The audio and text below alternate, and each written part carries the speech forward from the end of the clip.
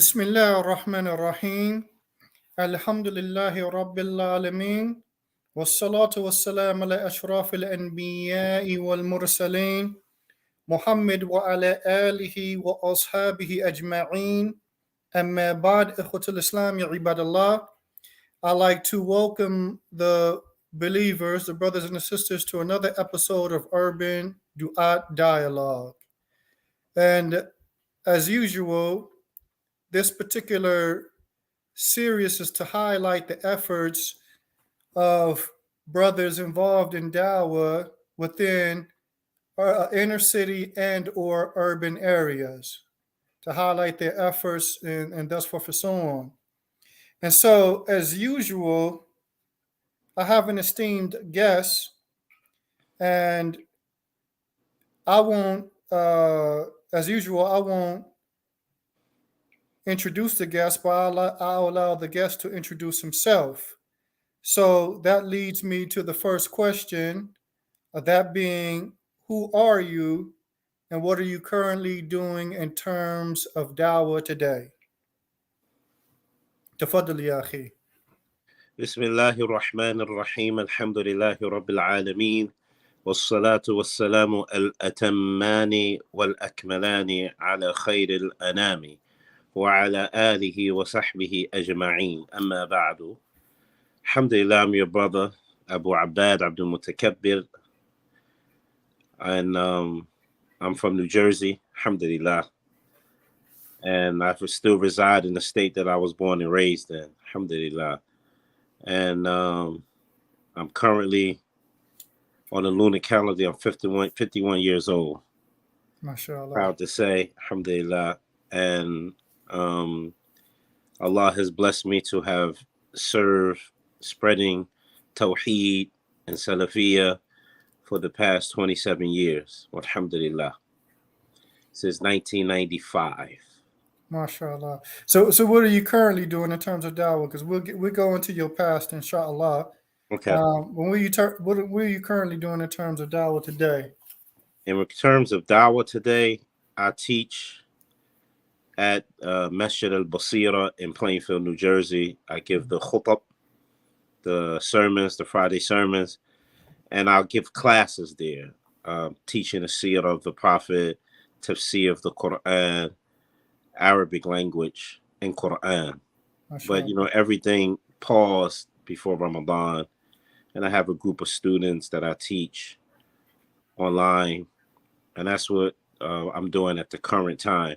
We're supposed to be starting a program soon in al-Basira. We're teaching Arabic, a 2-year Arabic course, teaching Muhammad ibn Saud program very soon that I'm supposed to start. Then I'm looking forward to having that opportunity to teach those books, because I'm really big on teaching Arabic language and teaching the Quran. Alhamdulillah. Wafakakumullah.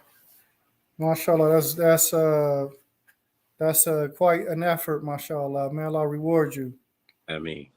So we're going to go into a little bit to your background, and as usual, most people are very interested in hearing how the brothers accepted Islam, and so we definitely want to ask you about your history, how you came to Islam, and thus forth and so on. Especially considering the fact that in Jersey, to my understanding, and you could correct me if I'm wrong, there's always been a pretty strong influence of Islam there for quite some time. So maybe you can give us a little bit of understanding on how you came to Islam. Well,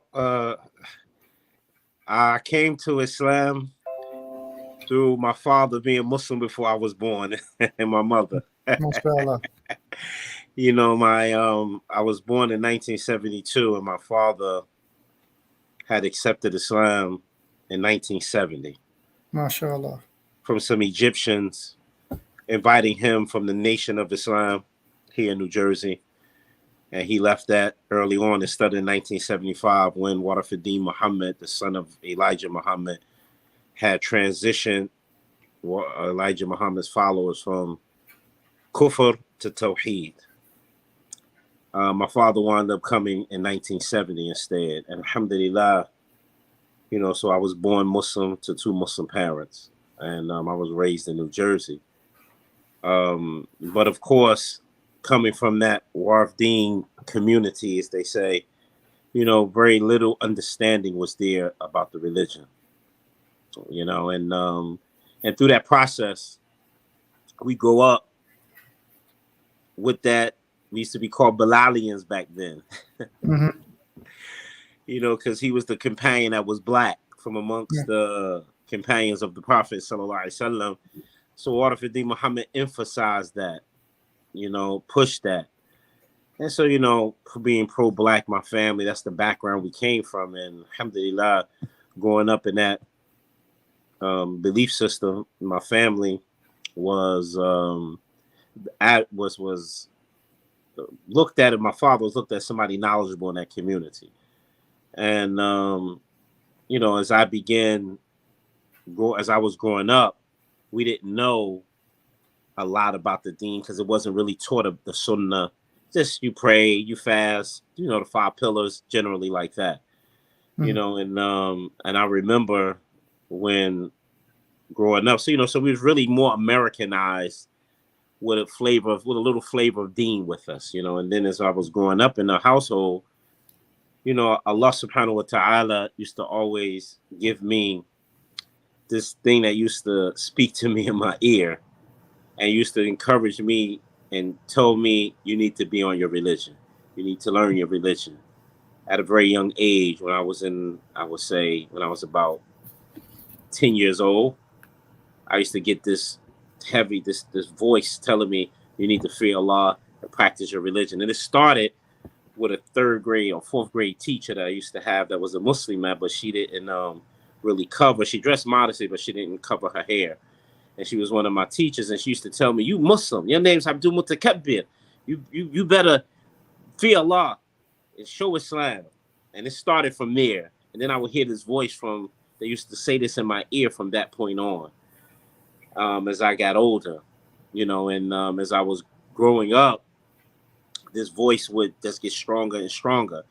And then when I was in the 8th grade, a person, one of my companions, had said to me, I want to be a Muslim, and you're going to learn your religion so you can teach me Islam. And I accept Islam. And this was happening at the same time, and that voice would just kept getting stronger in my ear to the point it felt like the presence, I can almost feel the presence of that whisper in my ear about being on my deen. And then when I read about Ibn Dinar, and Ali Madini and other people of the Salaf who went through similar scenarios, that possibly could have been an angel calling me to the khair, because we found that this had occurred with people of the past. And so, but I learned that later on in my life. And so at that point, I began to embark upon really learning the deen of Islam properly. And at that time in my young life, I said to myself, and I'm in the 8th grade, I told myself, I can't be Muslim just because I was born Muslim. I need to be Muslim because I know it's the truth. And so I embarked upon researching Christianity, Judaism, and Islam to find out, can these books be traced back to the one who brought those books? And only one I was able to find that was traceable was the Quran to Muhammad sallallahu alaihi wasallam. And none of the previous books had this authenticity and chain of men in it that can authenticate the book. And once I ascertained, and I did it by researching what the scholars of Christianity had to say about the Bible, and what the scholars of Judaism had to say about their book, the Torah, and what the scholars of Islam had to say about Islam. And I found that the scholars of each one of them groups, they couldn't authenticate their book in Christianity and Judaism. And I found the Quran was clearly something that can be traced back to Muhammad sallallahu. So, that made me feel confident. No, this is the truth. In spite of the fact I was Muslim, because, a lot of times most of us grow up, we Muslim. If you come from a Muslim family, you're Muslim because your mother and father's Muslim. You're not Muslim because you know that this is the truth all the time. Until you get older and start having your own independency, you begin to start learning, now I need to be Muslim for myself. I need to be Muslim for myself. And so that's what I had done. And at this point, at this young age, at that time when I was young, we had quite a few students of knowledge that had graduated and came back to teach Islam. They're very active and educated. one of my first teachers was Dawud Adib. He used to teach the books of Umar Ashqar, the books of Iman that 6 books of Iman that he had written back then. And he was teaching those books. So he was one of my early teachers. And Sheikh Khidr Lawrence was one who was a graduate at University of Medina, had memorized over 1,000 hadiths of the Prophet with his chain. And he was in the university. He was the second American or second or third American to study University of Medina. Yeah. Well, what's this brother's name again? His name is Khidr Lawrence. He's in California now. He used to live here then. He's an elder. And he graduated from University of Medina when Bilal Phillips and that group when University of Medina. Okay. He's from that era. From that era. And Sheikh al-Albani was one of his teachers, and he learned the hadiths from. Ibn Baz was his teacher. So, he came back. He was one of my early. He taught me the Medina books back then. Okay. So that background, and I began to learn more about the religion. Made me. I had always had an avarice for knowledge. Alhamdulillah, I had read all of Sahih Bukhari in English when I was a teenager. So this was my type of background, and I started to become early on within the community people who would ask me religious questions because of my little bit of reading I began to do. But it was a journey, to start learning the deen and then sit with students of knowledge that, I learned how to read Quran. I learned how to memorize Juz Amma when I was a young boy and when I was a young teenager. And I began to learn about Salafiyah at that age, at the age of 13 or 14. And at that time, I had an Ikhwani brother teaching me Arabic, had a Salafi brother teaching me the Sunnah, and I loved the Sunnah from that point on, Allah Ta'ala has been blessing me to be upon this dawah since then, alhamdulillah, since the age of 13 or 14, alhamdulillah. And so that's my young life growing up, then when I got married, when I was 19 years old, I went overseas to go study in Egypt in 1995-ish, around that time. Alhamdulillah. That's the roughness of my background. Alhamdulillah. Now, real quick, because I know you said you're out of New Jersey, and I believe you said you're currently giving dawah in Plainfield, New Jersey. Yes. Now, when you accepted Islam, were you in Plainfield or were you in a different part of New Jersey? No, I was in, at the time, when I started being more serious about my deen, I was living in Irvington, New Jersey at that time. Well, Plainfield. Okay. I didn't move to Plainfield till I got married. My first son, who's 27 now, my oldest son, he was born in Plainfield. I wound up moving there, and I became the imam of the masjid at this point. So those experiences that you were referring to earlier, those happened in Irving? Yeah, between Irvington, because I lived in Irvington mostly. Oh, Irvington, New Jersey. New Jersey. Yeah, you're familiar with New Jersey, right? No, I'm not that familiar, man. I'm way on the other side of the country. The only thing I know is like Newark, East Orange, and Trenton and Camden and like this, but I'm not too familiar. In the early parts of my life, I was part of Newark Masjid, downtown Newark, and then when I became an older person, 16, 17, I started being part of the East Orange community, and that's where Khidr Lawrence and Dawud Adib was the imam at. Okay. At those times, so I was mostly a part of the East Orange community up until the time Abu Muslim came here and became the imam, and then I moved away. Okay, and so I would imagine that both those brothers, Sheikh Dawood and Sheikh Khidr, had a profound impact on you. Oh, definitely. Even Abu Muslim had an influence on me too, but the one who had the greatest impact on me was a man named Sheikh Khidr Lawrence. Okay. He had the greatest impact upon me. Alhamdulillah. Okay. Now, the next question would be, and I'm pretty sure this is a question that the brothers and sisters are eager to hear about. Where did you study? Oh, okay. Alhamdulillah. My background is studying. I was always say my studying started here in America with several students, like a man named Ahmed Salim. He was Egyptian. I learned Juz Amma from him and how to read the Quran. And another brother that was an Egyptian had taught me tajweed. Taught me how to read taught me the rules of tajweed in more detail. And Dawud Adib, Sheikh Khidr Lawrence, Abu Muslima, I learned from brothers like this, and the brother who translated the Citadel of the Muslim, which they call the Fortress of the Muslim now. The original translation was by a brother named Ibrahim Ismail, and he passed away. He had studied in a school in Virginia when they had the Open University there connected to Muhammad ibn Saud University. He graduated from there. He used to live here, and I learned from him too. He was one of my Arabic teachers, and I had studied the Medina books from these individuals, mainly Khidr Lawrence, and then also Murad Shukri's explanation of I don't know if you're familiar with Murad Shukri. No.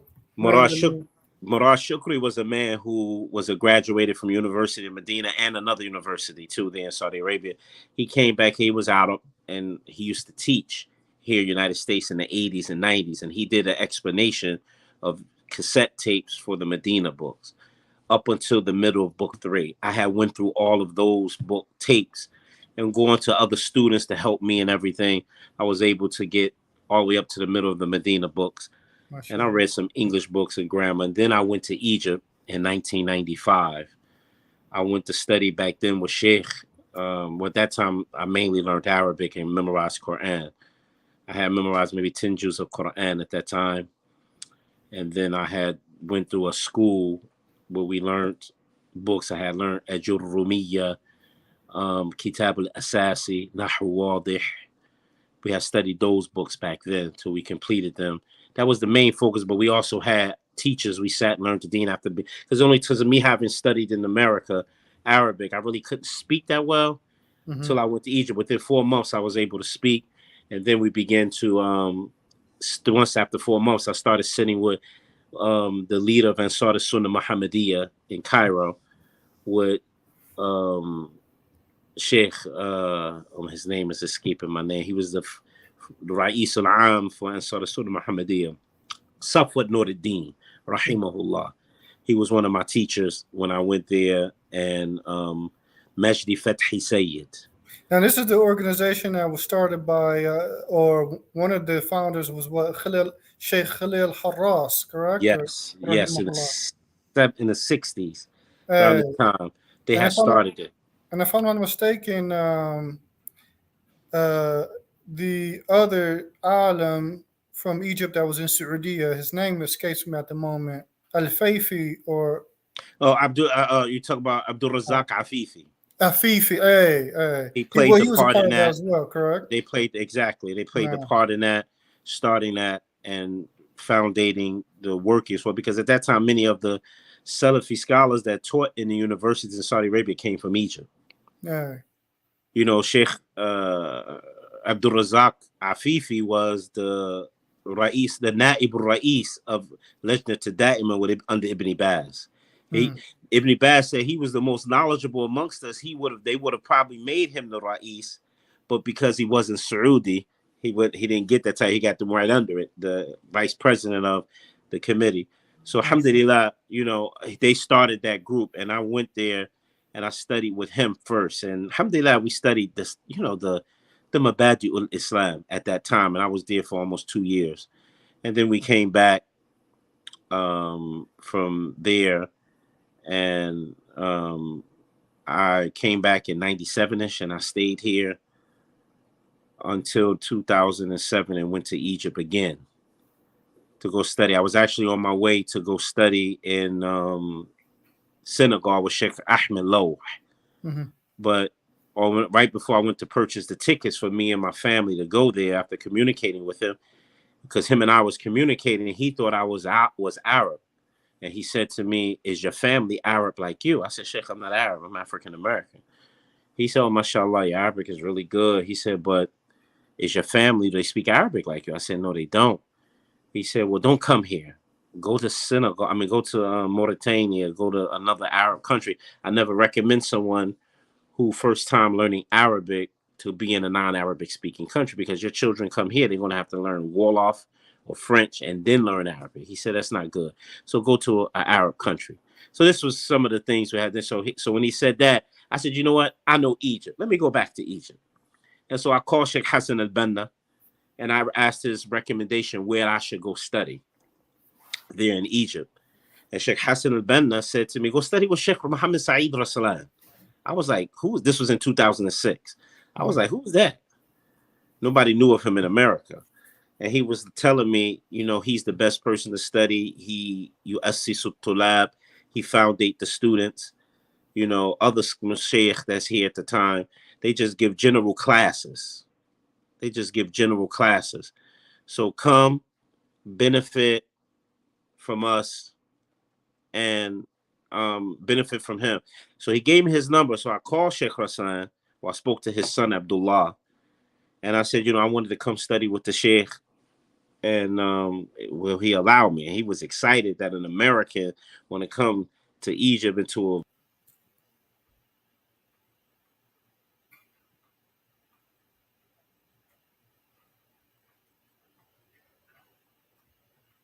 One second, I can't hear you for some reason now.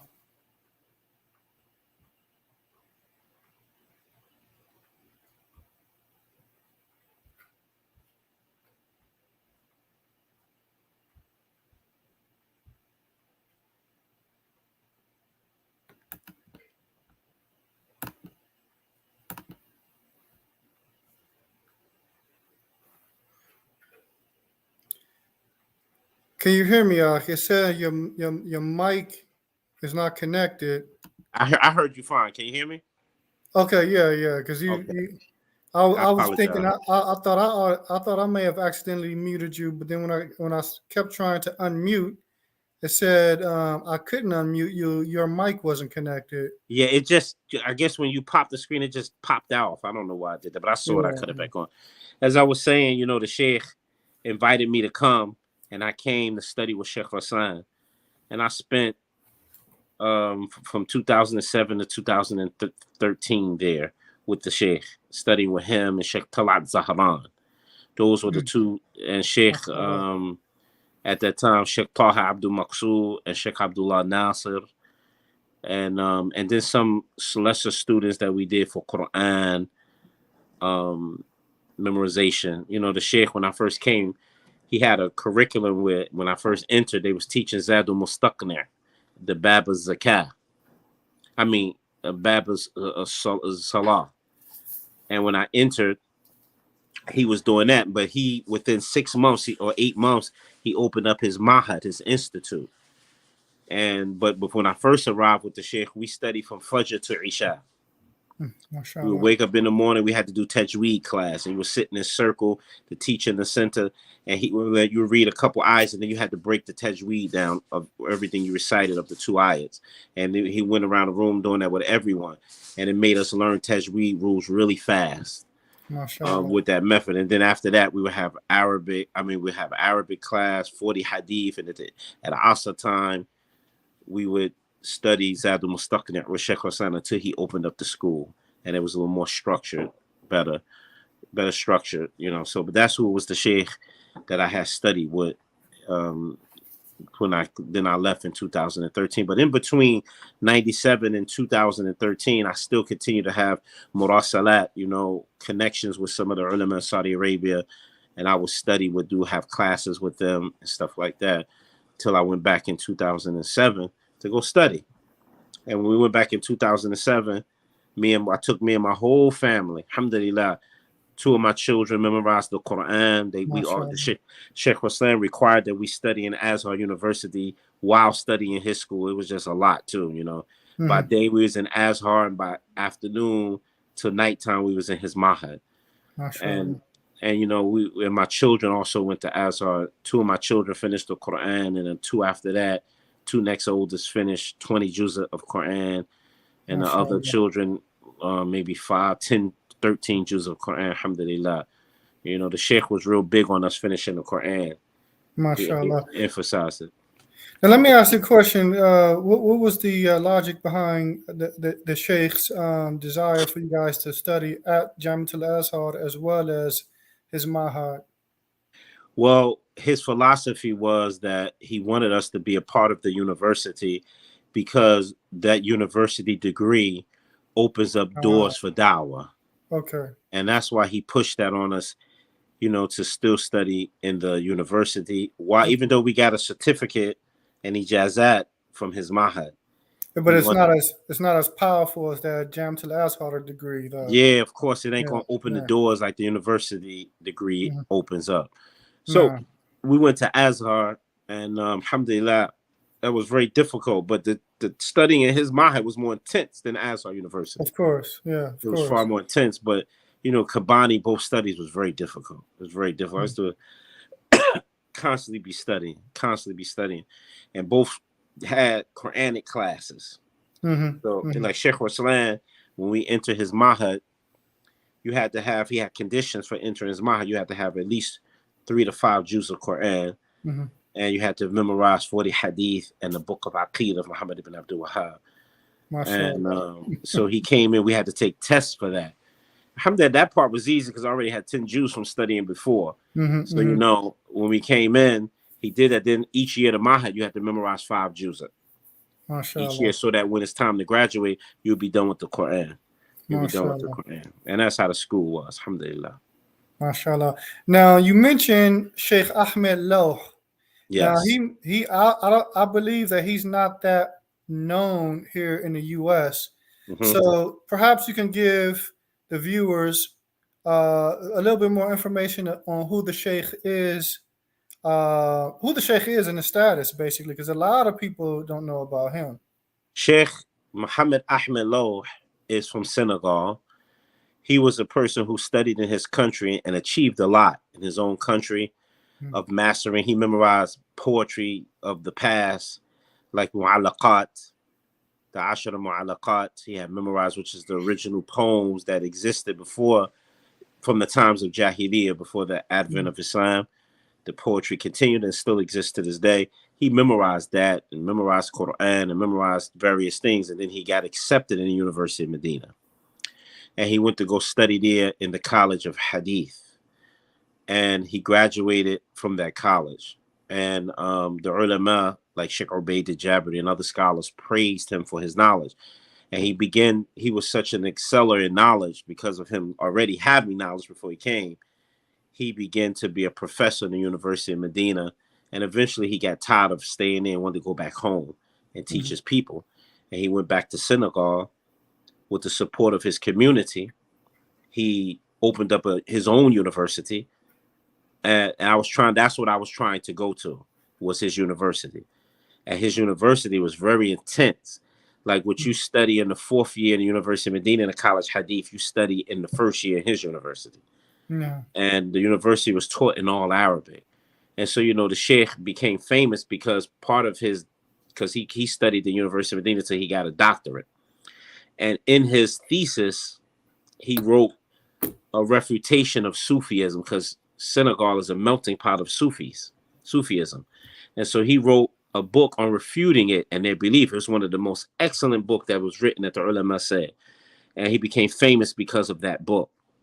And so he went back home and began to open up a university. He opened up a school for children to memorize Quran and learn the deen.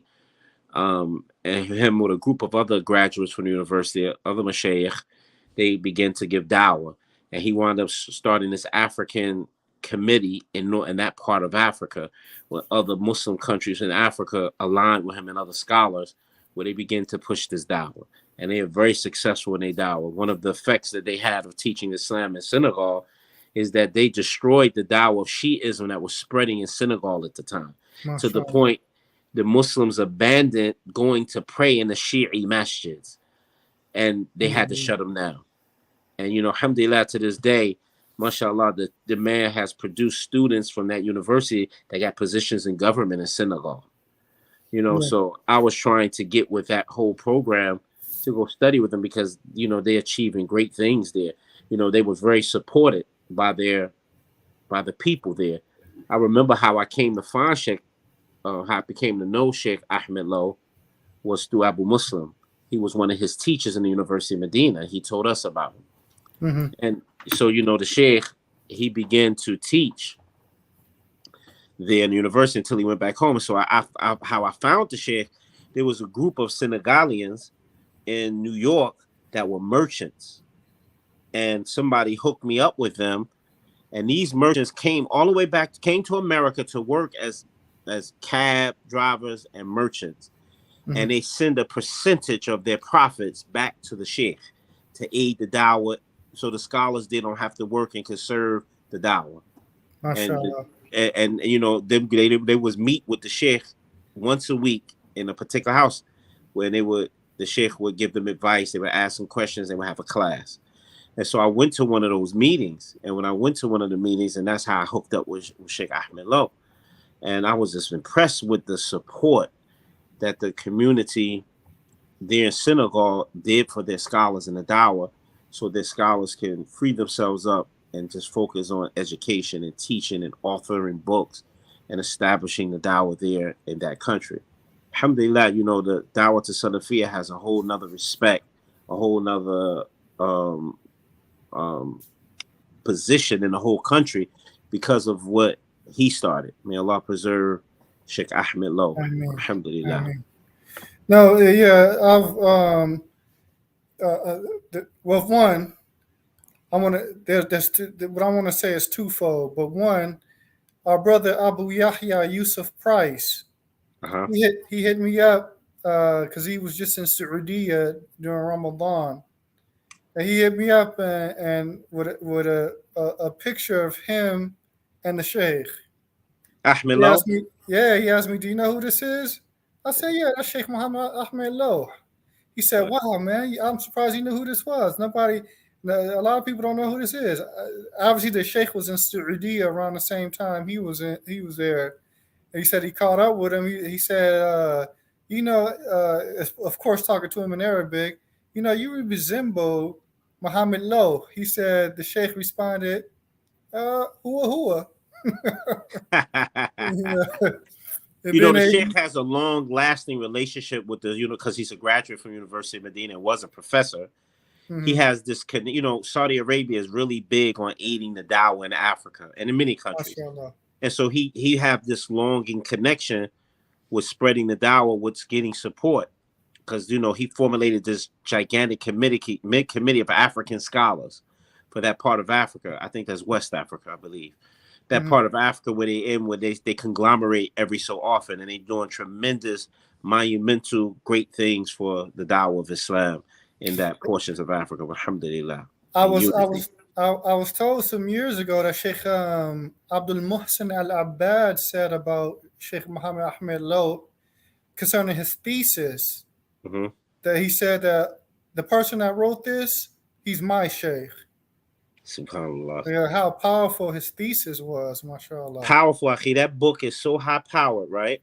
Mm-hmm. Many of the things, and unfortunately, that book got lost when I sent my books back to America.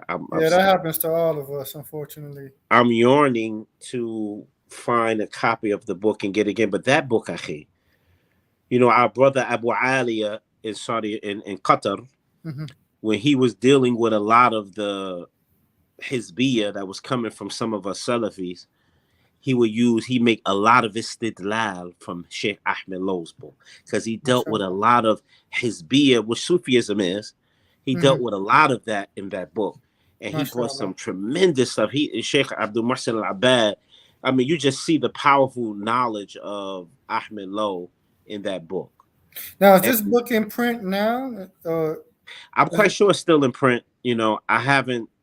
Last I checked, I had difficulty finding a place that would set up to mail it here. And I was going to actually just call the Sheikh and ask him to send me a copy. That never crossed my mind until just now. Yeah. Just recently. I think. In fact, if you give him a call and ask him to send you back 2 copies, because your little brother would like a copy, inshallah. No problem, Akhi. That book, man, I had took a lot of points of it's a lot of minhaj in that book. Methodology, prophetic methodology, and how to give dawah and establish the dawah, and what happens when a person strays from it. That's a very beneficial book. Very beneficial book.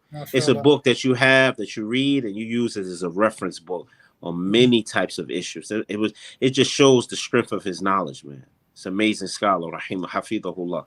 May Allah preserve him. I mean, now what part of Senegal is his university located? It is in Dakar, the capital. Okay, mashallah. Yeah. And I saw the curriculum years ago, Oh, you and did? for anybody that wants to study there, they're going to have to work up to the level to even deal with that curriculum. That's a Yeah. strong curriculum. It's strong. You can see It's on from a the it's curriculum. more intense than what's taught in Saudi Arabia. It's Exactly. You amazing. can see from the curriculum that he's intending to turn out scholars. Yeah, that's You know, exactly what Allah is you can blessing see with. from the curriculum. That's what Allah has been blessing him with, because now, because of what his university has serious notoriety right now, and MashaAllah. because of that, is because of the people that he produced, the works that they're doing in Senegal and in other countries. And as I Mm-hmm. said, you got people in government in Senegal that graduated from his university. MashaAllah. And what's the name of his university? Please pardon me, is Jamiatul Afriqiya something something something, or the Okay. African University of the Islamic University something something else. I can't remember right now Yeah. because I haven't checked in years. You know, I will Mm-hmm. Google that and get back at you, Yeah. inshallah. God You know, bless Sheikh us. got a strong efforts of dawah out there. May Allah preserve him. Alhamdulillah. Now, as it relates to Sheikh Mohammed Sa'id Raslan, because he is a scholar that's known to the brothers here in the U.S. and in the U.K. and throughout the West in general.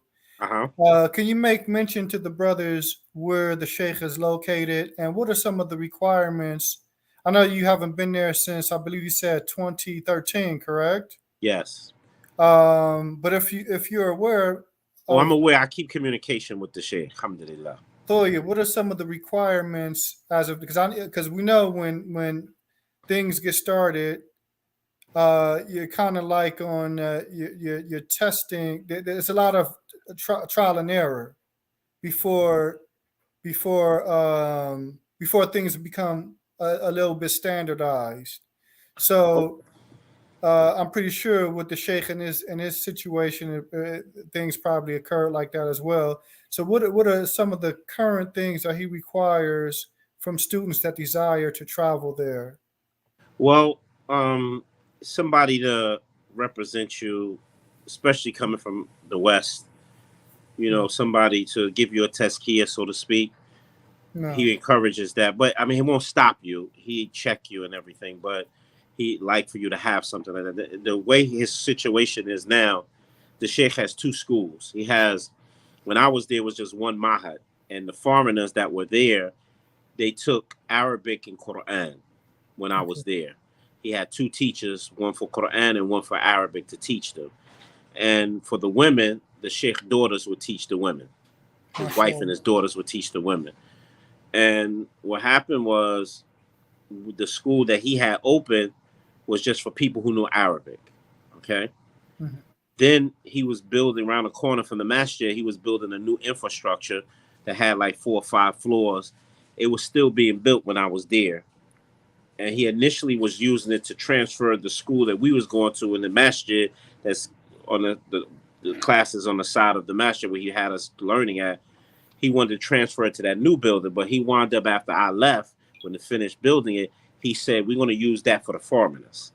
And so he opened that school, and it was began where you have to pay a few dollars because the teachers get paid, but it's very inexpensive, where you learn Quran, three things. Quran, you memorize Quran, you learn the Arabic language, and you memorize matun and ilmiya, you know, the basic matun for the various sciences of Arabic, um, and like this. And so you had to do these three classes: Arabic, Quran, and matun. And then he had his school for the people who was going to his institute that was specifically for Arabic speaking people. My group was the first group to graduate from it in MashaAllah. 2013ish. Alhamdulillah. We was the first group. They call it Duf'atul Ula. We Mm. was the first group to graduate from that university. I'm proud of this because I was the only American in the school. Alhamdulillah. You know, and so the sheikh has the school now. It's kind of intense. You might do 2 hours Arabic, 2 hours Quran, 2 hours Matun. Mm-hmm. And they pound you with homework, as some of the brothers have told me that I helped to go there, you know, and that's for the foreigners. And his school, it goes from Asr to Isha, 6 MashaAllah. days a week. So if a person wanted to go study there, it's good from here. It's good to get somebody to give you a little tazkiyah or use their name, and you have to communicate with Sheikh Raslan's son or someone who can Abdullah. speak Arabic. This is Abdullah, right? Yeah, his name is Abdullah. Mm, Abdullah ibn Sa'id Raslan. mm, He is in charge of getting places for the students. That mm. is because in Egypt, a son can sign for his father MashaAllah. in the Arab world. So the government, because the sheikh had this relationship with, they call it eminent dawah, which I Mm. would say the FBI of Egypt, Hey. that they have in every muhafaba, in every governorate, which is what we say equivalent to a state. Mm-hmm. The governorate of where the sheikh is at is called Munafiya, and he's in Yeah. the village called Subkul Ahad under the city of Ashmun. So if a person wanted to go study there, that's where you would go. It's called Subkul Ahad Tahta Ahmed Ashmun in Munafiya, in the governorate of Munafiya.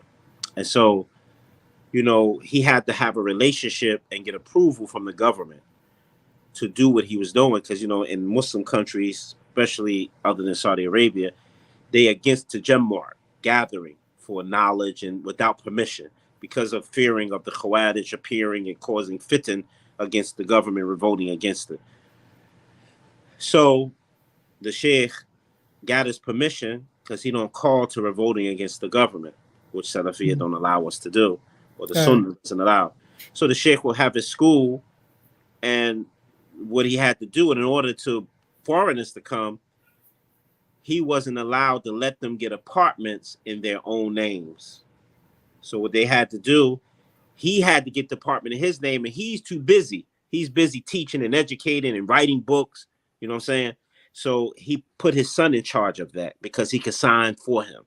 So he will MashaAllah. go find these apartments, sign a year contract with the owners of those apartments, and you would move into it. Whether it be if you have a family, he will get you the apartment for you and your family. If you have just you single, what they dorm up with, you go into an apartment with other students and y'all share.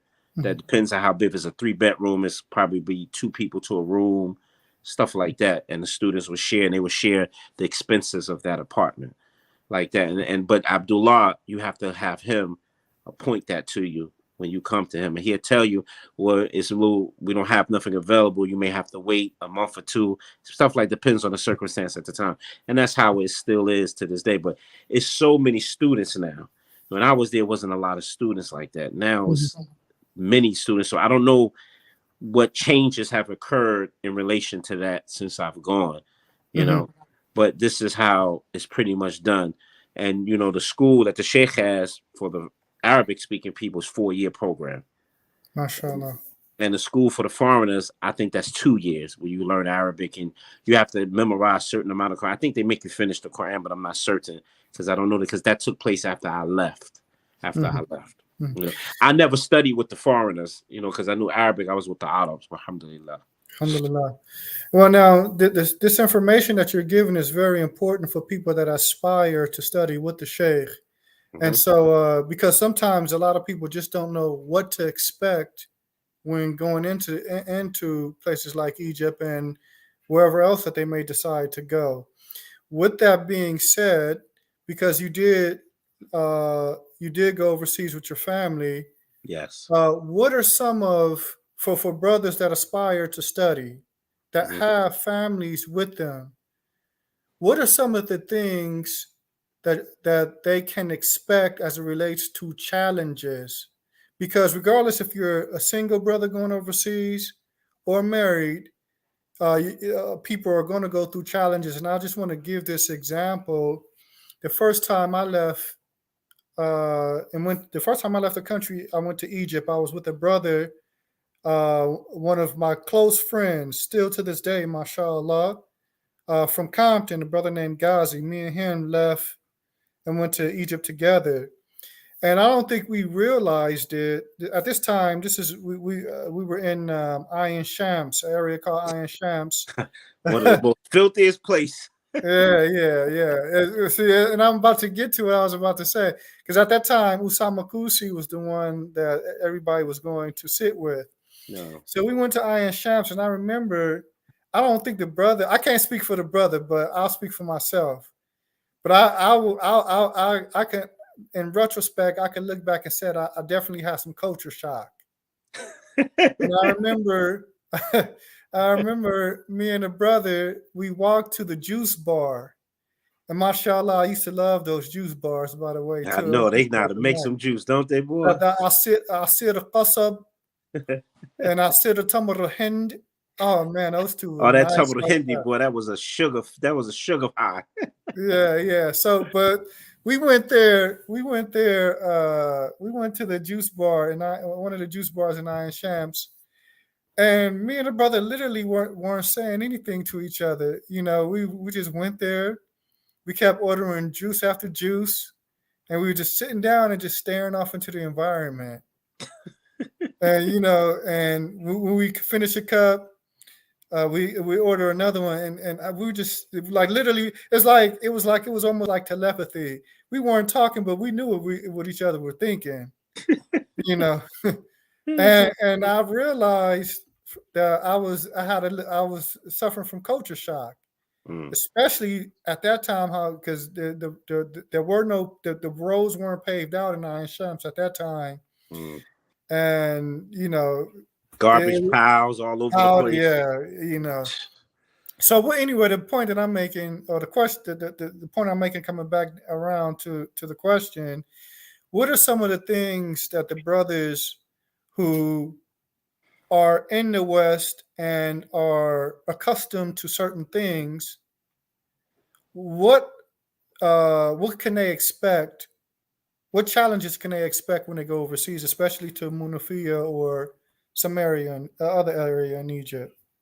Okay, And well, that question is twofold. That's as it pertains to challenges when studying, and then challenges for just basically living. okay. Yeah. Well, Bismillah. As far as challenges, I start with challenges as far as living. It is a shell shock to come straight from America and go to his village. Hmm. Hmm. That's what me and my family did. I remember, I love to tell this story. When I was there in 95, Egypt was far more cleaner than Mm. it was in 2007. Sahih. I didn't know that though. You Mm. know, at the time, when I went in 95, it was just my wife and my son. He was 5 months old, who's 27 now. And when we left, we actually stayed in a village near Tampa in that part of it was a village called Borkat Seber. And I went to this village, and it was clean village. It was nice. Hmm. Only had one paved road, and that was the main road.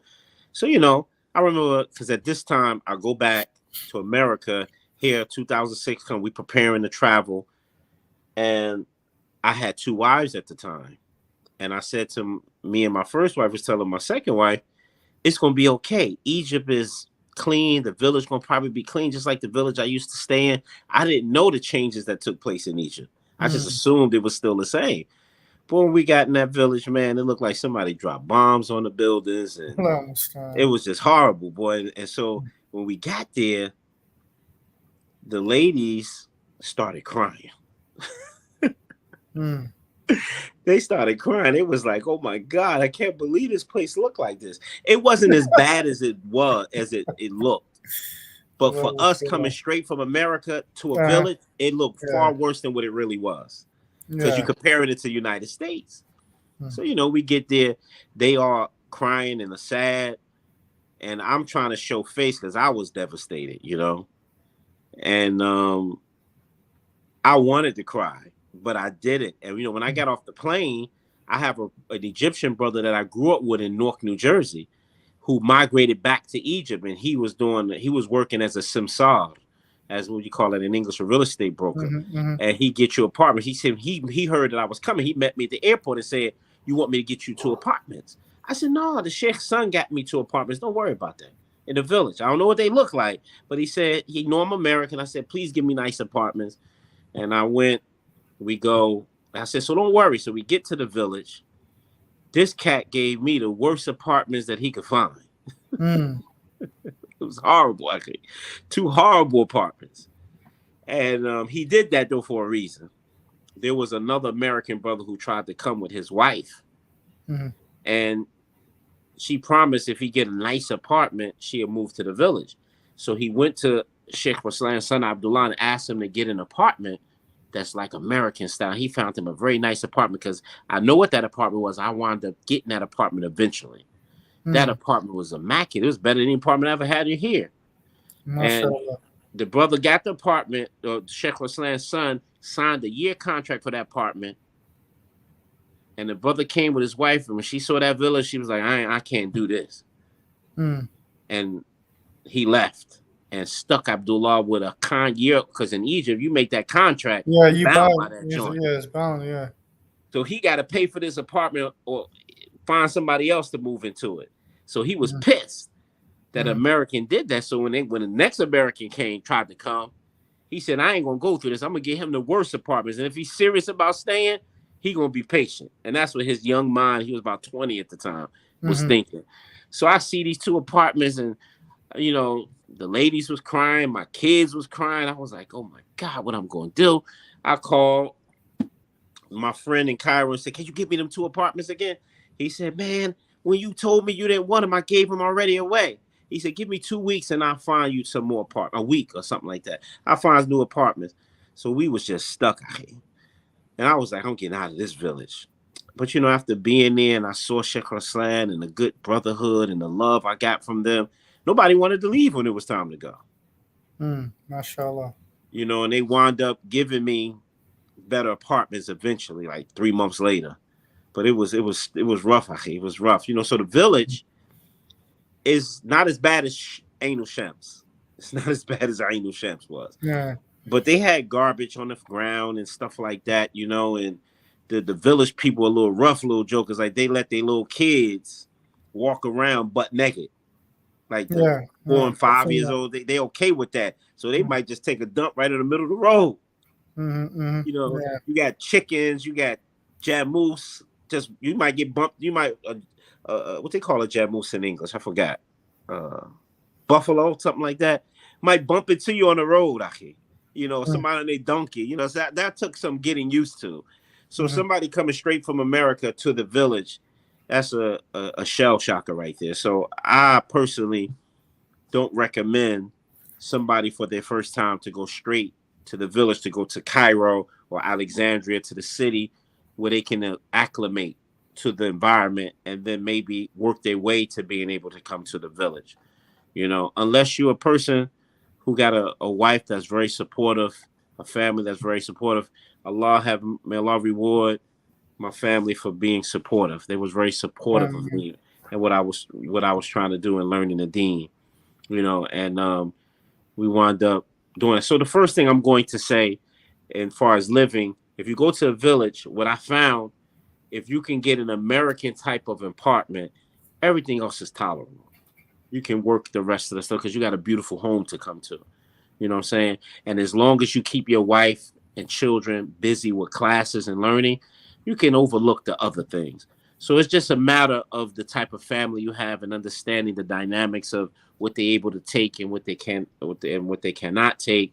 You know, understanding that reality is paramount. And, you know, Sheikh Mutakabbir, rahimahullah, I remember when he was asked about going to go overseas and study and make hijrah to the lands of the Muslims, and your wife don't want to support you and family don't want to come and support you, what should he do? Should he go or he shouldn't go? Sheikh Mutakabbir said, if your wife loves you, she's going to go wherever you go because she loved the book of Allah and the sunnah of his messenger. And that's the truth. Ultimately, it depends how strong the iman and the understanding of the husband and wife is, of the rights that they have over one another, this journey to Allah through struggle. The more that's understood, the family will be patient, because that's what I found. It was difficult, but my family was patient. We weathered the storm together and we benefited. You know, my children speak Arabic to this day. My children speak Arabic fluently. and I see the MashaAllah. effects of that environment, that religious environment that they was in. You know, because a lot of Muslims hear bad stories about going overseas, especially Egypt. Right. Well, those stories always get conflated, though. Of course, Of the course they bad do. always gets conflated. So a lot of these stories that people hear, but you know what I say to people, because people ask me often, did you go through being cheated by the Egyptians, getting beat, getting robbed? Because this happens with Egyptians, because they look at us as dollar signs. Yeah. It's okay for them to overprice us. It's okay Mm-hmm. because we're foreigners. No. And they think we got gold on the street. I heard them say stuff like this to me, you know. And Yeah. so, you know, what I say to people, I didn't have that experience in Egypt. And they asked me why not. I said, because I always, when I go to lands of the Muslims, I live by the ulama and I stay close to their students. Because that's where you're going to see Abu Bakr, Umar, Uthman, and Ali, through these people. And I didn't make a move except I would hold the hand of one of them and go with me to the store, even though I can speak Arabic, so I can know the prices. Mm-hmm. And like this. So I tell people, if they want to take a journey like this, don't do the American thing. Just pack your bags and go. No. Mm-hmm. Find some type of connection that can help you. Find where the scholars of Islam are at and move close to them. Wallahi, that's happiness when you do that. So anybody who wants to come there, these are one of the ways to avoid being beat, being cheated, being, you know, done wrong. And what happens is many of us coming from the West, especially today, it wasn't like it was when we was years ago. We had more righteous examples when I was younger. Now today it's kind of hard to find people who represent the truth in their character and their behavior and their practice of Islam. So, you know, what you get when you go live with a scholar and around a scholar and around their students, you get, as I said, you're going to see Abu Bakr. You're going to see what you read about Uthman and Ali and these people's character because they've been influenced by the ulama and they won't cheat you. I remember one time, I was walking and I was going to Cairo to get visas and pay for tickets, and I had a bunch of money in my pocket. I dropped $5,000 out of my pocket. One of the students picked the money up and came and gave it to me. MashaAllah. And when I counted the money, he thought I thought it wasn't all there. He started to cry because he was afraid if I think he took some of the money, I might leave Islam. That if he took some of my money, I might leave Islam because they're supposed to be representing Islam, being students of the ulama. He was actually experienced an experience that I never, wallahi, the best life I ever lived in my life was in that dirty village, wallahi. Yeah. And I never get it. My children to this day, grown people living in America, they ask them where they love the most. They say living in that village. They miss Egypt. And they had a good experience. So anybody who wants to come from the angle of living, you know, it's a little difficult to adjust to come straight from America to the village. But if you have the patience and tenacity and you really average to learn, go for it. But if you're not that, you need to go through a transitional period. Go to Cairo, go to one of those centers to learn Arabic and develop yourself, especially if you've never been a student before and you never went to college and you don't know that disciplining yourself to study and learn, and you need to acclimate yourself to this type of lifestyle. Those are stages you can go through. But if you already have this discipline and you have a wife that's supportive of a husband, you know, the children are going to follow and y'all on the same page with rearing your children. If you got this, it's good to go to this village. So that's the angle of living and the challenges you're going to meet, you're going to go through. Secondly, in relation to what was the other angle you said from a living? From studying itself, because one of the things that I found when going overseas is that a lot of brothers didn't know how to study. Yeah. And you know, studying in the West when you're going to a college or a university is very different as it relates to studying Islam, because you need to be ready to commit things to memory. Yes. And to have those things be a part of you. Whereas there's an expression here in the States, if you go to any school out here, a junior college or a university, if you go long enough, you'll get the degree. Yeah, If you that's go, right. That's if true. you stick there long enough, you're going to walk away with a degree because the way that you study to pass the test and everything else, it's a particular way.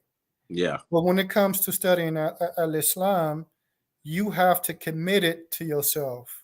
You have to yeah, do a lot of memorizing, yep. And so anyway, so that's why I'm asking from the standpoint of the challenges as it relates to studying, especially with regards to the curriculum that's there, what's expected, and thus forth and so on of the students and thus forth and so on.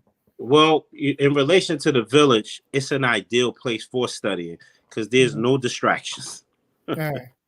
So far as the environment, you know, you're surrounded by other students. It's quiet in the village for the most part. It's not the hustle and bustle of the city. And, you know, it's a certain level of silence that you have to acclimate to. That's first of all. Mm-hmm. Secondly, I recommend anybody who wants to go study Islam, they should buy a book like Sheikh Raslan's book about the etiquettes of the student of knowledge, or Bakr Abu Zaid's book, and learn what it means, what is the etiquettes of learning. Definitely experience what that teaches you. Alhamdulillah, we got a couple books available that teaches us that, but them the two that I remember that's translated. And going this route, it is paramount because it's going to let you see what you're going to face. Being a student of knowledge, learning Islam traditionally, is a journey that is not like education in a university or in a high school or in elementary school. It's a bit different where you have to memorize. And then after you memorize, the concept that they use when you learn traditionally is based off of the Quran, how the Prophet was taught the Quran. Jibril came and he would reveal to send to the Prophet 5 and 10 verses at a time to deal with scenarios. And the Messenger of Allah would first teach the memorization of those verses, and then he would give the understanding and wait for them to show them how to implement it. And they would do that before moving on to any new verses. And so this concept the Prophet did because Jibril did that with him, you know, and like Allah subhanahu wa ta'ala gave Prophet Muhammad sallallahu the Quran, and in the beginning, he used to struggle to repeat behind Jibril. As one of the companions, Mas'ud, had narrated in Sahih Bukhari that we knew revelation was coming to the Prophet because we had seen him moving his lips, and we knew he was struggling to repeat behind Jibril. And then Allah Ta'ala revealed to him, La tuharrik bihi lisanaka lita'jala bi. Don't hasten your tongue to repeat behind Jibril. Inna alayna jam'ahu wa Qur'an. Verily, it's upon us to collect it in your heart and to make his recital on your tongue. Thumma inna alayna bayana. Then it's upon us to bring clarification. I heard Sheikh Salih Ali Sheikh say that this was the methodology of learning that Allah taught his Prophet that became the educational method through Islam, which was one, to memorize, number two, then get understanding and practice. Because when one memorizes first a foundation, something that's a foundation, which was the Quran during that time, and then when you get the explanation, that is easier to recall and keep the understanding. Because all you got to do is recall the foundation, which was the Quran. You quote a verse, and automatically the understanding you learned after memorizing comes back. Where in Western studies, you get understanding, you don't memorize, except for an exam that you're going to forget after the exam. Exactly. And that type of education, you quickly forget what you learned.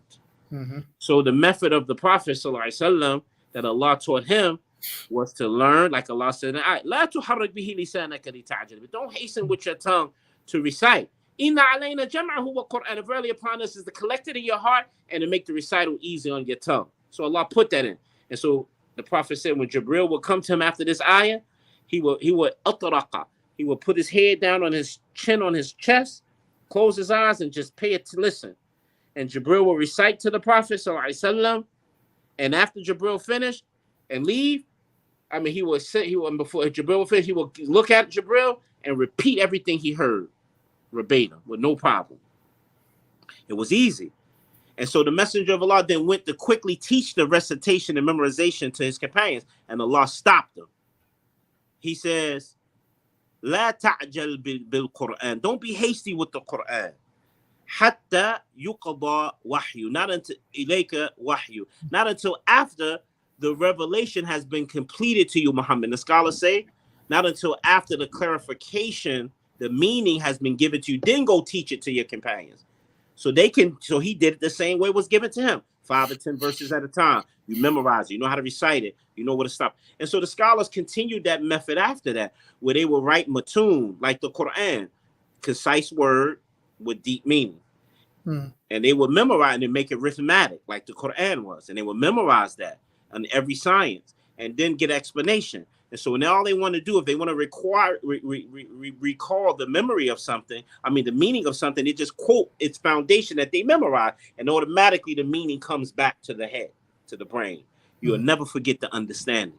And that was the method that the Muslims used, and it made the Muslims become superpowers above the kuffar in education. And we started the first universities. We started the first educational system. The kuffar had to come and learn Arabic to learn secular knowledge back then. And so for that reason, this was the method that the scholars began to teach. Now, today, many of the universities, they imitate the West, where you just study, you take your exam, except for with the Quran, you had to memorize. They still do the Quranic memorization, but it wasn't required. They do it the way the Westerners are. So you find the education with brothers who study university, if he don't put that effort to memorize on his own, his knowledge, it won't be thabit, it won't be firm in his head. So it's paramount if you want to learn and become a student of knowledge on a traditional, if you want to study in the Sheikh school. The Sheikh school, he don't require you to memorize other than the Quran and memorize some things, but he encourages you to memorize. He kind of follow the modern mixed with the old. He kind of mix it up. But you know, myself, I came here to learn, so I put it on myself to memorize what he taught us, you know. And so, but that's the method. So a person wants to go study in the village. I don't know how they do in the new school, but they require memorization of matun. That's traditional, you see. And the sheikh realized that because the student in the beginning stages, he have to memorize the basics because that's his foundation. And if that foundation is strong, anything he builds on top of it going to be still firm and still be able to stand. So this was the method that the sheikh used for the foreigners, and like this. And Allah Ta'ala A'lam. No.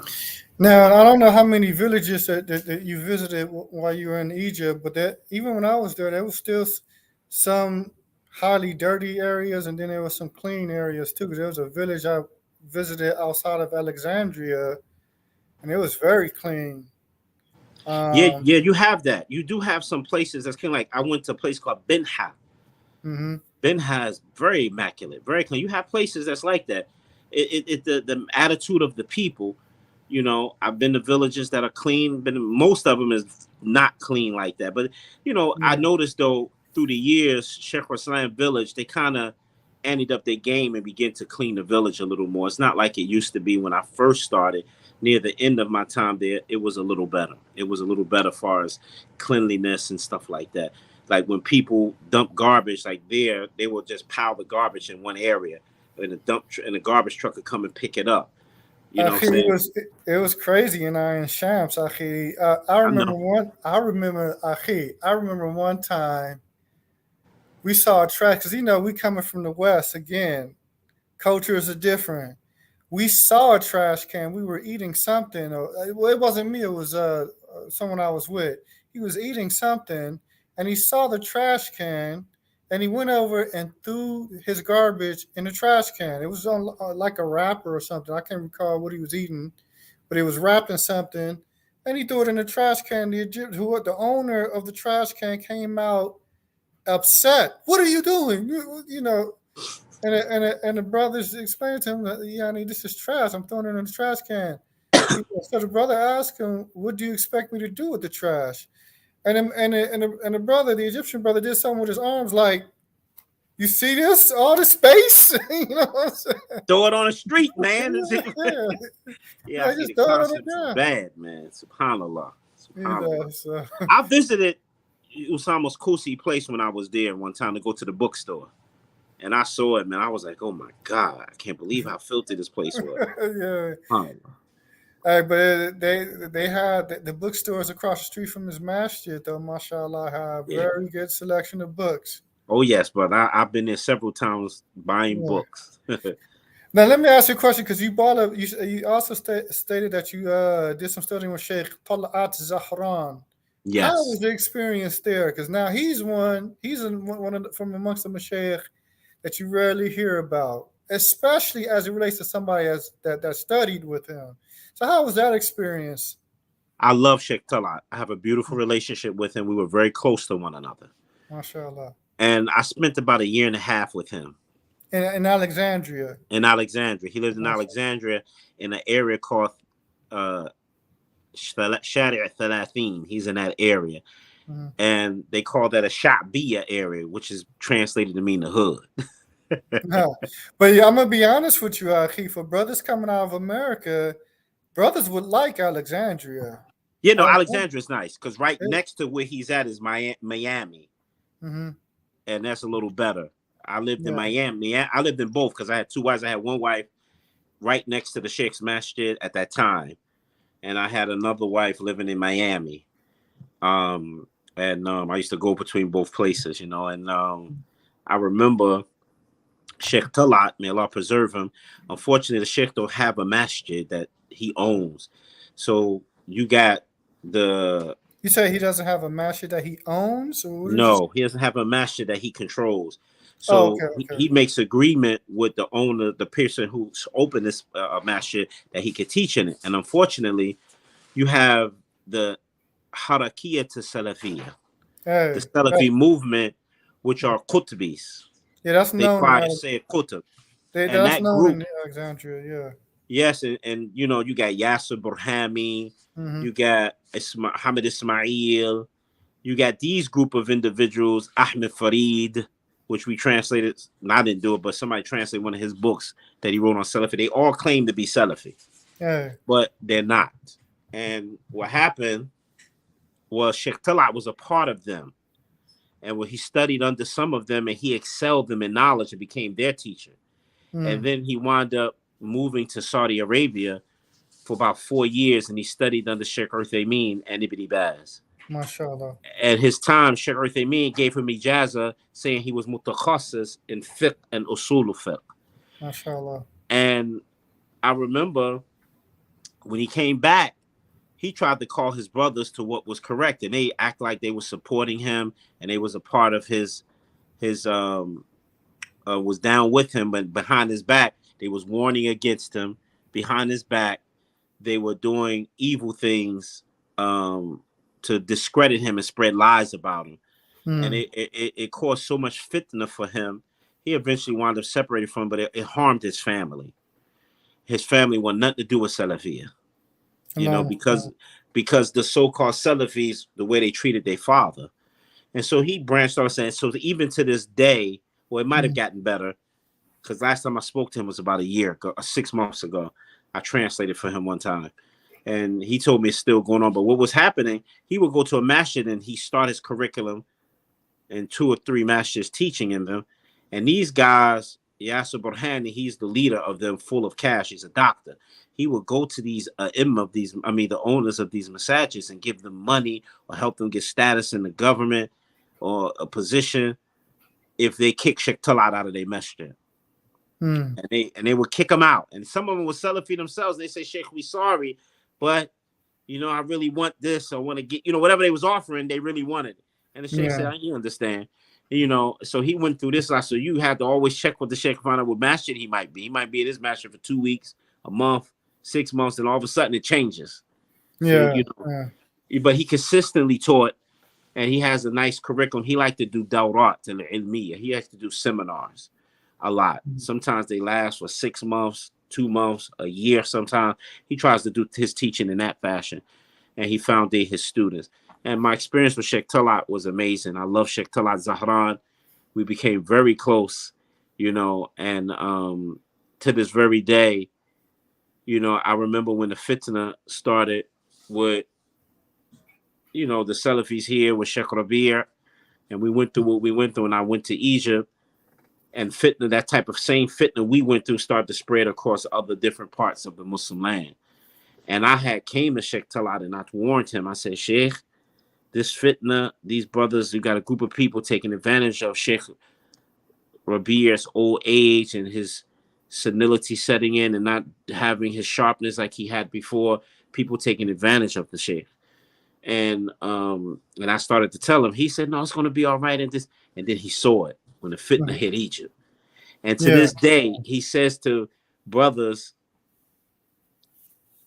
that's from the West that will call him, he said, what is Abu Abbaad's position about you?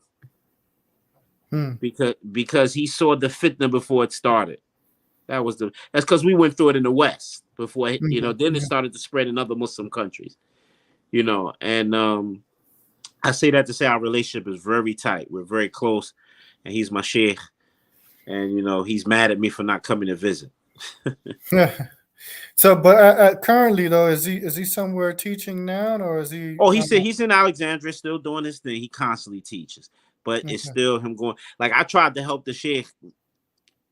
I had a hookup in another Muslim Arab Khaliji country that a prince was willing to give the sheikh money to buy his own masjid, and I had the because of 9/11, with that you had to write a proposal, make a video, talk about your background and what you come with would get an engineer to make a plan of how you want the masjid, because the princes back then, they, because of what would happen with 9/11, they had to be able to show and prove before they give up money that this ain't gonna go to no terrorism. This is a real thing that you're requesting the money for. So I went to Sheikh Tala. I said, I got a hookup Sheikh, and this brother can help you. This prince can help you get a masjid. He just wants you to write a bio of yourself, make a video about a bio of yourself.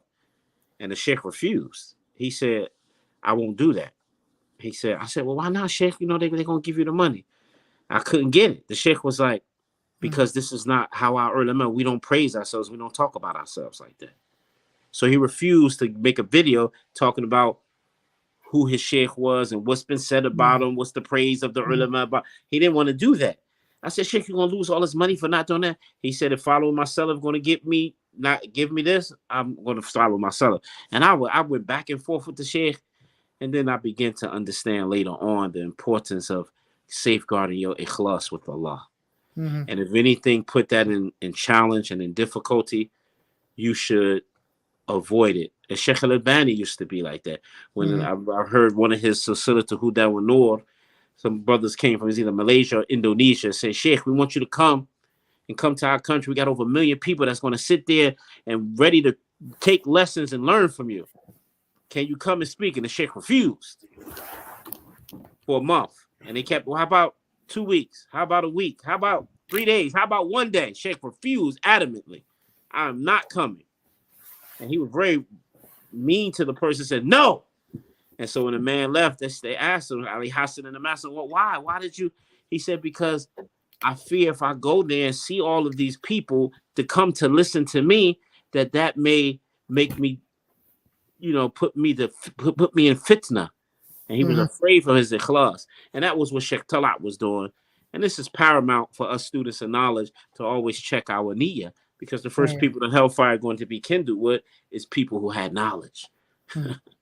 May Allah protect us from the hellfire. Allah understand.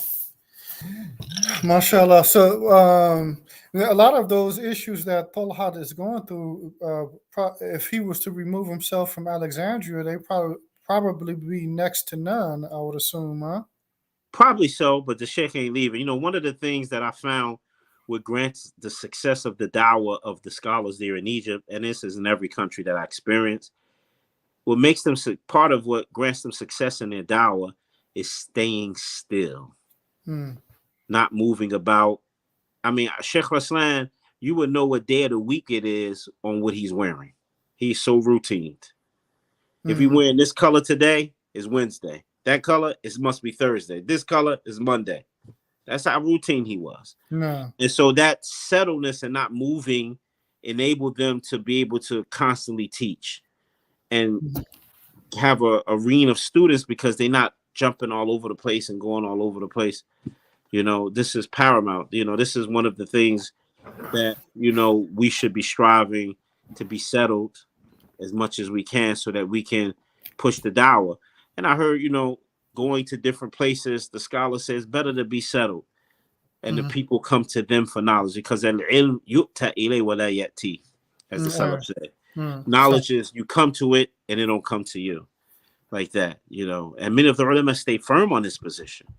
You know, so he's one of them like that. He's not going nowhere because he's a professor in the university. Oh, in Alexandria. In Alexandria, not teaching Islam. He's a professor about history, antique history, and things like this. Professor teaches university. He does that by day. He usually done by the dhuhr, and he teach by evening and night. Okay, you know, he has a group of students that memorizing Matun and memorizing. The Sheikh is highly educated. He teach like Sheikh Uthaymeen. He kind of imitates Sheikh Uthaymeen the way he teach. Alhamdulillah. No, okay, mashallah. Alhamdulillah, man. There's a lot of information right there, mashallah. Alhamdulillah. I'm gonna move on to the next question, inshallah. That being, you have a lengthy experience as pertains to dawah. When did you begin giving dawah, and where are some of the places and or masajid you've been for the purpose of dawah? Now, I know you slightly mentioned certain things already, but you can become more detailed, inshallah. May Allah bless you, Barakallahu Fikum. Well, I've been giving dawah since 1995, and it initially started, as I said, even before 95, but it was unofficial. You know, I read all of Sahih Bukhari. You know, I did a lot of extensive reading in English. And then so people began to ask me questions because I would hear stuff and see stuff, and I would say, oh, the Prophet said this, or Allah said this, and like that. And I started to get a little notoriety with some of the brothers in the community. So people would ask me questions. And so from there, I wound up, after I got married and moved to Plainfield, I was offered a position in a masjid called Masjid al-Ghurabat to be the imam there. And this is Plainfield, or you said after you left Plainfield? No, this was when I moved to Plainfield. Okay. And I got this position. I was teaching there. And that was my beginning of career of learning Arabic. Then within a year of doing that, I went to Egypt. Oh, that inshallah. 94, I started. And then in 95, I went to Egypt to study and spent a year and some change there and came back. And I continued to give dawah. And that I started the masjid in Wilkes-Barre, Pennsylvania, called Masjid Tawheed now. But we also used to call it Masjid Ghurabat too. And I played the part in teaching in Masjid al-Rahma when it first opened. I used to teach in Ahl Sunnah in East Orange. I've been an imam of a masjid in Norfolk, Virginia before. I worked as imam in Queens, New York, as a masjid. In Norfolk, Virginia, was that what, Masjid Nur, or what was the name of it? It was that was called also Masjid al-Ghurabat, and they eventually changed it to that name. But that was before that Masjid al-Nur became, because I wound up moving away. You know, because at that time I was trying to save money to get back overseas. I always was trying to save money to get back overseas. So I moved to different states, taking different positions as imam and jobs, trying to decrease my expenditure so I can save money to get back overseas. Okay. You know, so I've been in Virginia, Norfolk, Virginia. I've been to Greensboro, North Carolina, teaching in Masjid Sunnah, I think he called it, by Jamal Pass. And I've also been in New Jersey, going to Masjid Ahl Quran wa Sunnah in Queens, teaching there for a year and some change. So those are the places I've been, and I played the part of starting different. Some of them, those masjids I mentioned, I played the part in starting that masjid, you know, and now the masjid in Plainfield I teach at. But before, outside of that, I've traveled to a lot of places giving khutbahs and in classes in different places through the years of giving dawah. And And since I've been back from Egypt, you know, my main efforts has mostly been in Plainfield, you Mashallah. know, and going through this fitna with the amongst the Salafis being warned against, because I won't take a position against this one and with that one, but I didn't mind, you know, that was okay, because you know, when the Prophet sallallahu alaihi wasallam first got revelation and Khadija took him to Waraqat ibn Nawfal, he said to him, I wish I was a young man when your people chase you out of Mecca. He said, our mukhrijiyya, are they going to put me out? And the Prophet, Waraqat, he said to the Prophet, there's not no one who comes with the likes of what you're going to come with, except they udhiya. They are harmed. In another narration, udiya, wars raged against them, waged up against them, or enmity is raised against them. So there's no one who wants to stand to give dawah and teach Islam the way the Prophet taught it, except they're going to be warned against, except you're going to be talked about. It's Sheikh Hassan used to say to us, I remember before I left the village, I said, Sheikh Hassan, I said, was everything always like this for you when you gave dawah? Because, you know, he has his own masjid that he inherited from his father, that he controls, and he has an entourage of supporters. So all he got to do is come out and teach and educate and write. I said, well, you had this support because he'd been giving dawah for over 40 years. Mashallah. I said, was it like this for you again? And he said, he started laughing and said, la. He said, no. He said, it was nothing but harb. It was war. War. He said, but I had to be patient and carry the harm of the people. He said, and Allah gave me what he gave me. He said, when you go back, expect to be warned against. Expect to be warned against. And that's what has happened. You know, and I carry it with a grain of salt. He said to me, he said, carry that just like you carry the hardship of the rain in the fall, the heat in the summer, the cold in the winter. He said, do you complain about it? No, you just deal with it. He said that you got to accept that. That's come with the territory. If you're not being warned against something, you doing wrong. Hey, because that goes back into usul ثلاثة والرابع الصبر على الأذى فيه. No, Exactly. exactly. There's gonna be some type of abuse. Yes. The one that's greater than myself and yourself went through abuse. Exactly. Sallallahu Exactly. alayhi wasallam. Yeah. So, Allahumma you know, musta'an. Sallallahu alayhi wa salama. So Allahumma I amin. guess that goes into the next question, although somewhat answered. But the next question would be, what are some of the challenges you faced while giving dawah? Now, you mentioned Allah. you've mentioned I would imagine only a fraction, of challenges that you've probably faced when giving dawah, and these challenges are multifaceted, so they're not, necessarily one direction. But I believe that this is good for the people to hear, what brothers involved in dawah go through. A lot of times people, these interviews kind of humanize us to a large extent to the people, because the people have an outlook on us, an outlook that is, it's a good out. They have a good opinion, the people, but it's somewhat of a romanticized outlook of us. Yeah, for lack of better That's true. expressions, I agree with that. Well, Yeah. I say my experiences is in two parts. Mm-hmm. When I went overseas in 95 and came back, that's one experience. And then another experience took place when I went in 2007 and came back in 2013. Okay. There were two different experiences. Number one, the second time I went overseas and came back, the trials were more severe. Mm-hmm. The first time I went, the trials wasn't as bad as they were this time. When 95, I was lowly educated, I just barely had the basics, Mm-hmm. and, when I came back, I began to participate in dawah. And, you know, the first fitna that I went through was the fitna that took place with Abu Muslim, with Sheikh Rabi' speaking against him and other mashayikh speaking against him. That was a tremendous fitna because that was the first time I learned what Hizbiyah really was.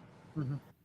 You know, I remember we was going through difficulties in that community, and from amongst the difficulties we went, we knew things was happening from him that wasn't right, but we couldn't call it because we didn't have any knowledge. Mm-hmm. And that's before I went to Egypt in '95. And so I go overseas and come back. And at this time, it was the Masjid Dara issues where he warned people you can't pray in this masjid and like all this nonsense that was happening. You know, that was a tremendous fitna. And brother, student of knowledge, because I knew Arabic, student knowledge came and gave me Sheikh Ali Hassan's book on Hizbiyah. And I read the book. And after reading this book in Arabic, it's translated now to English. Mm-hmm. But after reading that book, I was devastated after reading half of the book because he was describing things that I saw in the Imam as if he wrote the book about the Imam. Yeah. And I'm reading this book. I'm just looking at the date when he wrote this book. This is before this man accepted Islam. Like, subhanAllah, what the? Yeah, so now my eyes begin to open to what Hizbiyah is. And also got introduced to Haddadiyya at that point. No. And so I'm reading this stuff. I'm like, wow. And you said this was in 95 or 96? No, this was around 96, 97-ish, around that time. A little bit about 97, because he came back to America in 1994. No. So, you know, I walked up to him because we was very close. I walked up to him. I said, "You a Hizbi?" And he was like, "What are you talking about?" And I said, "Okay, I read this book and everything he described, I've seen this in you." I was, what they say, wet behind the ears type of thing, you know. And he got angry and he started saying stuff, and it even solidified even more. Like, one of the descriptions of a Hizbi is that when you say something that opposes them, they make what you're saying like you're speaking against the book of Allah and the Sunnah of His Messenger, because that's what all they represent. Yeah. And he said, "You brothers have a problem with Maktabatu Ahl Sunnah, Masjidu Ahl Sunnah, and Madrasatu Ahl Sunnah. You got a problem with the Haqq." And I said, "He mentioned you would say that." I was wet behind the ears, man. I shouldn't approach the situation like that, you know. So, you know, that experience was some of the first negative experience I had in dawah. And, you know, I was engulfed, and then he started warning against me. And I started to, okay, I'm going to make a campaign against this cat to expose him. And Allah subhanahu wa ta'ala caused me to have a dream that really warned me to stay out of it. I didn't know what the dream was saying to me. And in this dream, I was walking with a brother friend of mine named Jihad. And we was both holding the hand of this little boy, and we was walking on this pier. And we went and got in the boat, and we went to go for a boat ride. And we take this boat ride out, beautiful, sunny, shiny day. We out on this boat ride. And while we taking this boat ride, all of a sudden the weather changed, it's dark. And it was a bunch of other people in boats like I was in, or canoes like I was in. And these waves started throwing the other boats of people all over the place and taking them and drowning them and all around us. And it didn't come to us. And all I could think the whole time was to protect this little boy. Protect this little boy. And we in the boat, and then all of a sudden a wave finally come to take us. And the wave stopped in front of my face and started talking to me and said, "Leave here. You don't belong here. For you get harmed." And I woke up from the dream. And I remember that dream vividly, like, you know, to this day, like it's happening right now. And at this time, we had an imam in the downtown North Masjid. He was Egyptian, and he was known for dream interpretation. So I went to him to ask him, what was this dream about? I don't get it. And he began to explain to me. And I said, wow. He explained to me waves that the Salaf say means in the dream fitna, trials, severe trials. And he said the little boy was my iman, and I was trying to protect it. I said, well, why my friend Jihad was in a dream? He said he was in a dream because he was representing you got to struggle against yourself to protect that iman in yourself. And he said that wave that almost came to you, it was warning you to stay out of whatever trial or fitna you're going through right now, to stay out of it. It was a situation with Abu Muslim. And I said, I backed right out of that stuff, man. I just backed out of it. Number one, I didn't have the knowledge to really be campaigning against nobody. I didn't have the experience, and I was young, and it was paramount. And to this day, I believe that was Allah sending me a warning, and I stayed out of that fitness. So that was a learning experience for me, watching that whole scenario and learning about Hizbiyah. And it was one thing to read about it and learn it, but it's another thing to have that knowledge and experience it, So that was a tremendous lesson for me. The next lesson that I learned was the lesson of ikhlas. How when you get money for the dawah, there's a thin line between lillah and lidullah. Doing something for Allah's sake and doing something for money.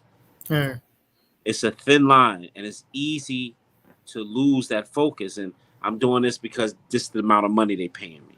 I went through those struggles, and then the fitna began between the students.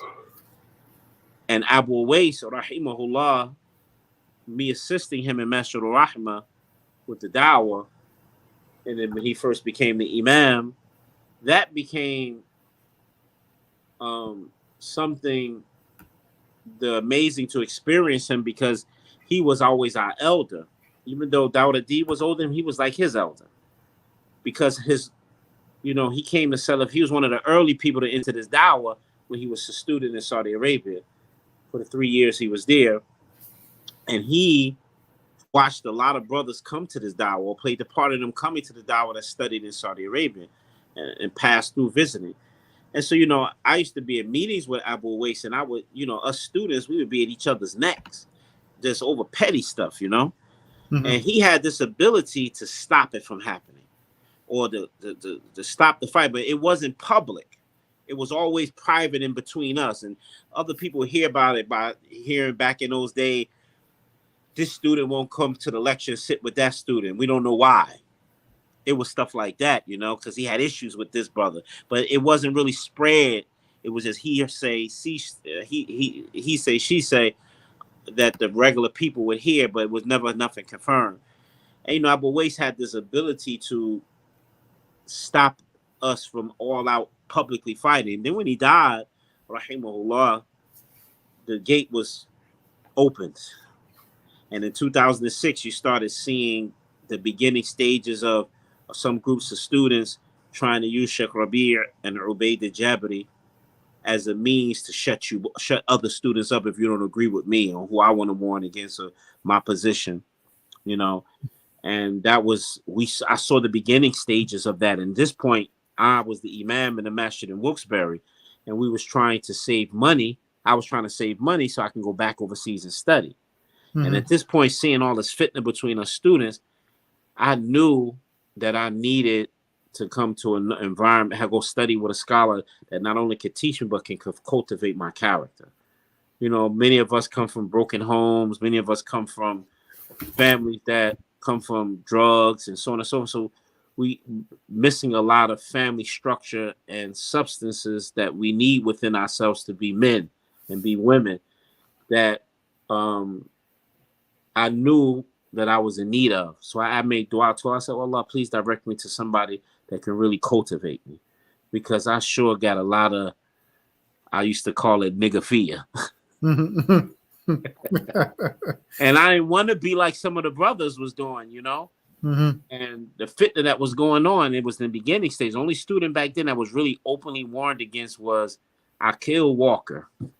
They had made a campaign, a whole website warning against that brother. It was out for months, weeks and months. Yeah. Yeah. And the brother, it hurt him so bad, he left dawah and became a dentist. Yeah, I heard about that. Abu Waist tried to curtail it and deal with it, but they wasn't trying to listen to him at the Yeah. time. And you had a Unfortunately. few other students that was warned against, like our brother Khalil Carter in New York.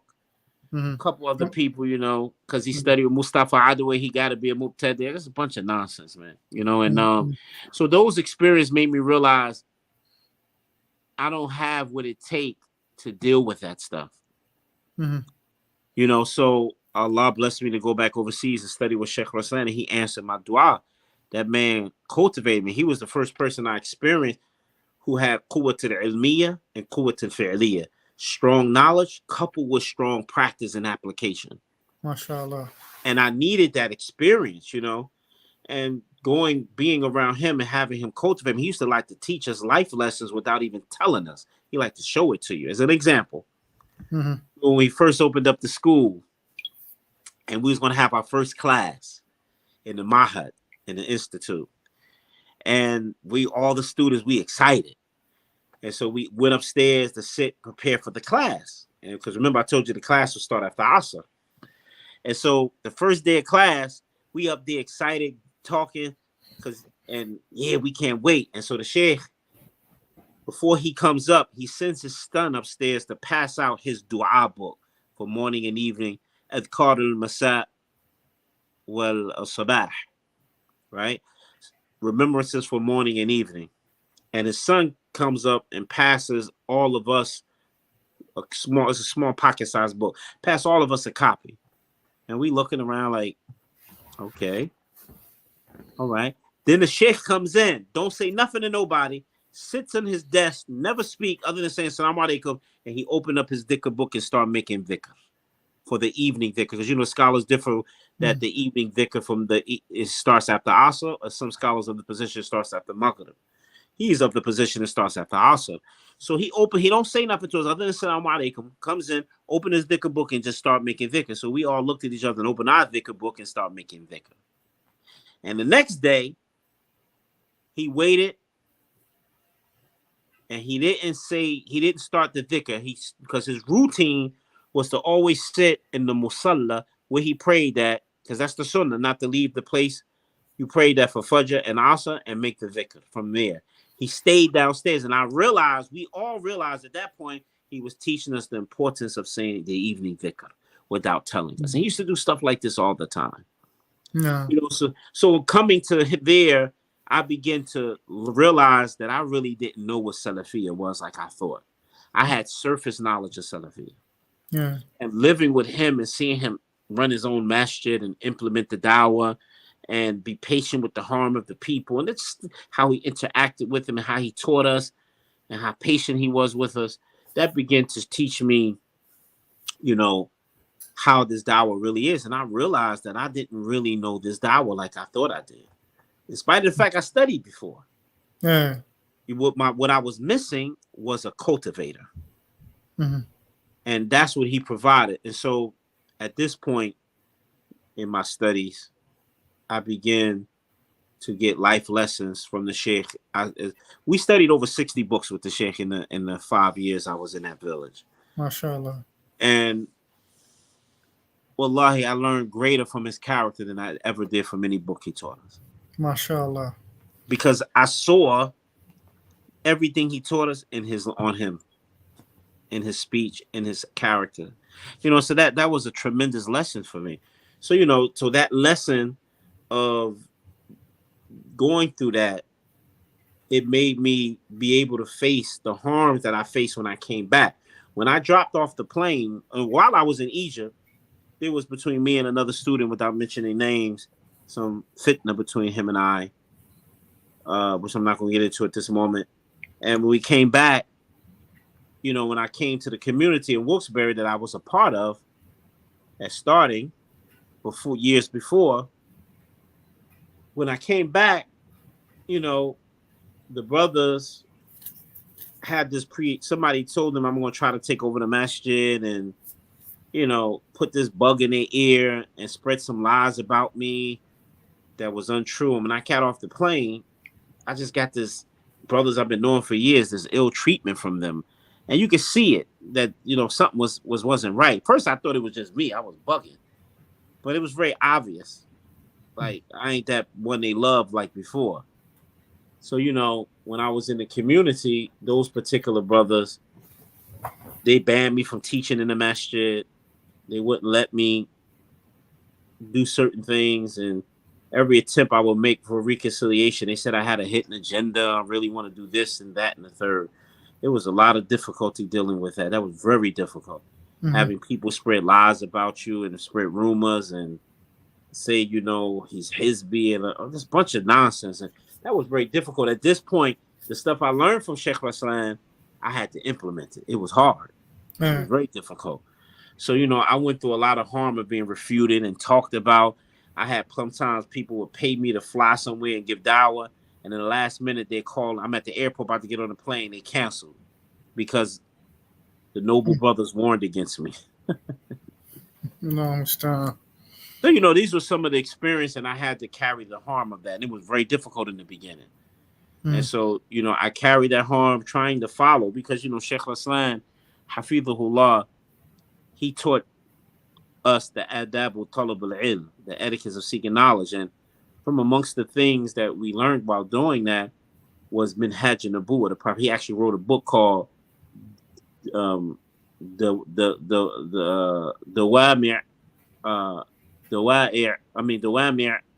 Minhaj an-Nubuwwah, the supporting rules for the prophetic methodology. Like 400 something pages he wrote this book. And we studied that book 2 times with him, is teach the principles of Minhaj. He mentioned about 40 different principles in that book. And, having to implement that and see it be opposed, it was very difficult, Akhi, to go from that information to having to live it. It was difficult, wearing the shoes of the Sheikh, and it was so challenging for me. And one of the things that was difficult at the same token that we students go through is trying to not pimp the dawah. Using our skill sets to make money. And not that it's haram to get paid for giving dawah, but the better position is not to. But you can. But a lot of us will begin to use the dawah to get these astronomical pay and money. If you want me to come to your masjid, I need you to rent me a Mercedes. I need this type of hotel. You have to pay me this large amount of money. Stuff like this. Nothing, things that our ulama didn't do, but they used the general statements permissible to get paid for the dawah, to do these things that will hurt communities. So these things were challenges that had to face coming back here because, when we studied with Sheikh Raslan, one of the classes when we learned the etiquette of seeking knowledge, the fitna of the heart go through with not having means and watching others have better means than you, the challenges you're going to face. And I remember learning that. And then now having to experience it was difficult, I think. So, these are some of the challenges as students, that we face when we come back here and having to, learn the concept of when we get paid for the dawah, that we have to let these people know we are not employees. We cannot belittle the Salaf was staunch against belittling the dawah to being employer and employee. And many administrations of masajids look at us like that. They look at us, we're your employer, boy, you better do what we tell you to. That's not true. The Salaf, that money you receive is to free your time up so that you can serve the community. Yeah, it's not a salary in reality, it's a stipend. Yes. If we were to come with terms that are proper, it's not a salary. It's really a stipend that's given for a person to be able to do what he needs to do in that regard. And but the statements and the terminology used affects the niyyah. If you're an employee, I'm above you. So you're putting yourself above the da'wah, above Islam. And the Salaf was staunch against the scholars of the past. The Salaf would never go to the doors of the ruler. Like one time, Imam al-A'mash, that one of the ruler's children came to him and gave him a letter and say, saying that he wants you to teach them. And when they gave him the letter, they did it in a manner like to belittle his status as a scholar. So when he handed him the letter, handed the sheikh the letter, Amish, he took the letter and gave it to his sheep to eat it. They ignored them. And they said, this is how you're going to treat the children of the Khalifa? They went back to their father. The father said, no, go back and get on your knees and beg him to teach you. And they did that. And he said, هَكَذَا الْعِلْمُ يُحْتَرَمُ الْعِلْمُ. This is how knowledge must be respected. It ain't about al-A'mash. A'mash as a person is nobody. Abbaad is nobody. But what we represent is everything. And it has to be honored. And we cannot allow it to be disdained. No. And so understanding this principle and trying to hold firm to it is difficult, Akhi. That's difficult, man. You got people saying, you come teach at our master, we give you this X amount of dollars, but you got to do this, that, and the third. Yeah. It's hard to say no because I got to feed my family. So the best thing to do is to find your own income and your own means so you can serve. Like Sheikh Rasan and Sheikh Talat, they don't get nothing for what they do. Their monies they earn is from their books that they have written. That's it. And in relation to Sheikh Talat, his job is a professor. You don't have he gets no red penny for his teaching. MashaAllah. And this is inconsistent with the statement of Allah, Am tas'aluhum ajran fahum min muthqalun. You know, or Allah said to his prophet, you want to ask them to pay you and burden them and being in debt for his da'wah. So that's the best position. You know, so this type of challenge is difficult, trying to draw that line and knowing how to do it in the wasatiyah way, not being negligent, not being excessive, being moderate with that, and not allowing. Like I remember when I went to the UK and saw many of the hufad of the Quran going to people's houses teaching Quran because they paying them. Al-ilmu yu'ta ilayya, akhi. And I would tell them this, and they would look at me like I'm crazy. Like, hey, so how are you talking? This is how we survive. But you can't belittle this book and the sunnah like that. The Salaf would disdain you when you did. They disdain people who do that. You know what I'm saying? So it's a difficult thing to go through that challenge when you come back here and draw that, and knowing how to draw the line and not give people that power and knowing that they're going to look at you as an employee and they're your employer and have that saytara over you, because Allah described being an employee in the Quran as sukhriya, as a means of subjugation. So the da'wah was not allowed to be treated like that. You know, so to go through something like that, you know, was something that was very challenging. Even to this day, it's not an easy path to hold. I mean, alhamdulillah, it's become easy in the sense of I won't make these compromises, and even if it hurt me financially, you know, but Allah provides. And this is how I live my life, because you read about the life of the Salaf and how they implemented this dawah and how they earned their income. It's a nice book written by Sheikh Muhammad Sheikh Muhammad Abdullah al-Imam from Yemen. He wrote a book called Kasbul Halal min Amal al-Abtal. Earning from the halal earnings is from the actions of brave men. And in the book, he has a section in there where he talks about how the scholars and the students of knowledge used to develop their own income so that they don't have to worry about compromising the truth.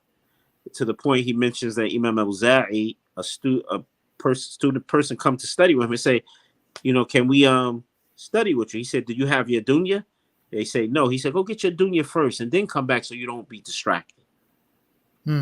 So, you know, these are some of the challenges at the same time that students are going to go through as going to seek knowledge. That it's good to deal with this issue before you come back. Learn the fiqh of the heart and the challenges that it's going to go through from the ulama. And this is what we learned with Sheikh Hassan. He did a 19-class series with us on that da'i, sifat da'i wa da'wah. The description of the caller and the call. And that he dealt with a lot of these issues in that class and other places and other different classes too. But those things help you face these things. But if you don't learn these things and understand them, you don't know how to handle that. Like I know a smash it right now with the imam. He's afraid because he don't want to lose that paycheck and the house that they gave him because his family living like that. in that situation. So he compromised. You know, and this is a very fearful thing to go through. لا ينبغي. Yeah, akhi. Yeah, la yanbaghi. And so because of that, you have the last statement of the believers, وَلَا يَخَافُونَ لَوْمَةَ لَائِمٍ. They don't fear the blame of the blamers. Sheikh Sa'di says in his tafsir that this, when you fear the blame of the blamers, this is a form of rububiyyah that you're giving to them. Allah is the Razaq, not them. Like Allah says in amsaka rizqa. What you gonna do if Allah restricted the one you think providing for you provisions? You know, so these type of challenges is what I experience now, and we're giving dawah. Because in trying to hold on to these principles of the Salaf that they established, it's not pretty. It may affect your status. It may affect your possible notoriety, because that comes into play that you gotta check yourself at, and these are difficult things. The challenges of ikhlas. وَمَا أُمِرُوا إِلَّا أَن يَعْبُدُوا اللَّهَ مُخْلِصِينَ لَهُ الدِّينَ حُنَفَاءَ. That to do something like this is this arena of da'wah is not an easy thing for the heart, but it's very rewarding if you would hold to the principles and the minhaj of the Salaf, because wasatiyah balances in following the Salaf like that. May Allah bless you. MashaAllah. Well, MashaAllah, you definitely said that which is heavy, heavier than the weight of the moon, so to speak, in benefit. That was heavy what you just dropped, MashaAllah. May Allah bless you. أنا موافق بكلامك. لا ينبغي للدعاة أن يكون مستغنيا عن الناس. It has to be. You have to be independent, for lack of better expressions, of the people in that regard. To the point now where, because one's means may be coming from an administration like this. Now the administration deals with the person like, you're my boy. I tell you what to do. You don't like it, I'll fire you. Yeah, akhi. Because that I causes. refuse, akhi. I refuse. You ain't going. Most administration. I don't went to so many job interviews for the man. They was impressed with my presentation, my class. But when I sat on that table and told them these things, they had a problem with it. Serious problem, and they didn't hire me. And I'm not willing to compromise the truth for money. It ain't worth it. You're not the only person that I've talked to. Because I've never been in an imam position like that. Walillah alhamd. I've never been in that. Every time I've helped out the masjid, is usually I usually either I'm have to be straight up. I usually didn't have no money coming in at one point, but I was helping with dawah, or in another situation where I had a job and it was different from, it was totally separate from the masjid. Yeah. So it left me in a position where people start doing things crooked, where I could easily say to them, look, I'm coming helping you guys out. If you're just not appreciating what I'm doing here, I don't have to be here. And that's the power you have, because you this is why Imam Ahmed, he ain't take one red penny for his dawah. He used to go out and sell sticks and wood and wouldn't take money for the dawah. No. You have to be like Sheikh Raslan is the same way. That man, Sheikh Raslan lives off his pension and is nothing. And he makes a lot of money off his books, and he let his children live off of those books. MashaAllah. And he don't make nothing off his dawah. And I want to imitate that. I didn't study with that man to not follow what he follows of the Salaf. I learned from that man. And like he used to say to us, I remember when brothers would call from America and would say to me, excuse me, let me see something. Okay, it's not working. I have to charge my phone, excuse me. Not best. Well, I'll tell you what. I'm gonna ask you this last question, because if your phone's about to die on you, we're just about at the end of the. This charger not working, baby. Go ahead, I'm listening. We're just about at the end of the interview anyway. But my last question is, what goals related to dawah are you currently striving to accomplish? Well, my objective now, I'm at this point, and I've always been like this. my goal has always been to produce students. Mm-hmm. To try to produce students. I want to be able to play a part in saying we created brothers who can go overseas and study at the university and don't have to go to the Arabic program, and they learned the basics of the deen. I want to be able to play a part in providing that. And the only way that that's possible, the only way that that's possible. We lost you on the sound, Akhi. We don't hear you anymore. I'm sorry, give me a second. There you go. It's back. It's back now. Okay. In order for me to do that, I want to be able to play a part in producing something and not just giving. I mean, alhamdulillah, the little lectures we do, Sierra, English, I'm fine with that, but it has its place. I want to get that 5% of the community who really serious and want to learn Arabic, learn the Quran, memorize the Book of Allah, memorize the Matun. I want to be able to produce that, whether even if it be 2 or 3 students, Mm-hmm. And so this is where my focus is at. So that's why we working, me and Zahid in Al-Basira. I'm working with them and trying to produce a program for learning the Arabic language. And I have people now that I deal with memorizing Quran. To me, these are my best classes. MashaAllah. My Sierra classes, those other classes I teach in English, these are classes that benefit the general masses. Mm-hmm. But for me is I want to be able to say, before when I'm old, if Allah bless me to live long, this person memorized the Quran with me. This person memorized at Jurumiyah with me. This person, I played the part in seeing some growth in teaching and producing an imam of a masjid. Somebody in the community, he can step up and give khutbahs and be imam and have noble character and things like this. So this is where my focus is at this point. As long as still having general classes and teaching the people, but I try to focus on teaching seerah and tafsir of the Quran and aqidah more than anything, and adab, Yeah, wafakakum Allah.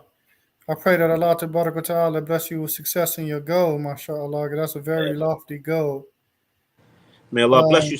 I have a question for you, if you don't mind. Oh, we're just about out of time, brother. Well, it's about the thing next week. Go ahead. He says, time to go, brother. Don't be questioning me. SubhanAllah. But the question was, the lectures Friday and Saturday. Mm-hmm. Saturday, what time was somebody expected to speak, or it's not a set time? Because go ahead. What I'm doing is I'm trying to get confirmation from the Sheikh on his time and before I formulate the itinerary. But without a doubt, you'll definitely be speaking on Saturday, inshallah, because Friday's already been worked out. All right. So I'm saying that my daughter's graduating from college, and her graduation is 9:00 in the morning on Saturday. On that same day? On that same day. I mean, it's going to be short. Then I'm going to come to Philly after that. Yeah, if it's at 9:00, it's from 9:00 to when? It don't say, but I can't see it being longer than 2 hours. Yeah, then I'll make sure you sometime after Asr, then inshallah. All right, mashallah. That'll work. Yeah. May Allah bless you. And I will send you a topic.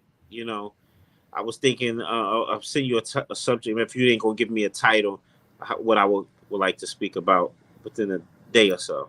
Yeah, Allah best. Just keep me posted on that, inshallah. May Allah bless you, Akhi. I appreciate this opportunity. I feel honored to be questioned like this and have the opportunity to share my experiences in calling and giving dawah and seeking knowledge. I think this is paramount because last but not least, we ask Allah 17 times a day to keep us firm on the truth and give us guides to the truth. Ihdina as-sirata al-mustaqim. Guide us to the straight path. That's asking for thabat, firmness on the truth. Sirata alladheen an'amta alayhim. The path of those whom you showed your favor. We asking Allah subhanahu wa ta'ala to give us examples to practice it. And that's why the Salaf used to say, from the bounties of Allah upon an individual, imri'in, is that Allah guides them to the Sunnah and to someone who can help carry them upon the Sunnah. And this is something that is so paramount that, unfortunately, many of the Muslims, and not even to mention the Salafis, they think knowledge is in books. They think knowledge isn't just reading. Knowledge is with the people. We used to have this concept about Salafiyya, that being a part of being Salafi is having the scholars on the phone speaking. Islam never been long distance like that. Knowledge is we go overseas, learn from the ulama, learn how to teach, learn how to practice, implement what we learn from them, and come back home after we raise ignorance from ourselves to raise it from our people. That's how knowledge is. So the people look at us, they see the character of the ulama. So when we do get them on the phone, it's just be icing on a cake. You know what I'm saying? No. And this is paramount. So stuff like this kind to open up the doors, because it saddens me being here in New Jersey and the people don't come and try to benefit from us. Those students that are here who try to implement what they learn and could benefit from our families, a student's family. When you got a family that's achieving, family that's representing the dawah of Islam, this is paramount. People don't come and take advantage of that because they think listening to a lecture, reading a book, this is sufficient. And this deen has never been like this. No. When last but not least, when the Salaf said that knowledge in the last days, knowledge will be raised up and ignorance will be rampant and knowledge will be little. I heard Sheikh Falah Ismail and Mutakabbir say something tremendous. He said, does this mean it ain't gonna be books in the latter times?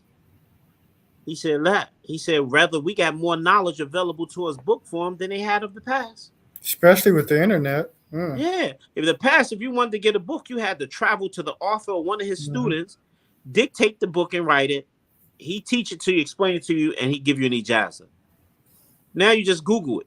Now you just buy the book online. That's not referring to knowledge going to be few. He explained that what this means is knowledge will be few and ignorance will be abundant, is that it's going to be few people in every generation who go learn knowledge properly, perform it properly, and represent it and teach it to the people.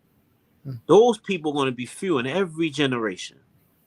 And this is the ishtibat, the struggle we see today. Everybody, their mama can open up the internet and talk about Islam. And that's what's happening. Yeah. Yeah, man.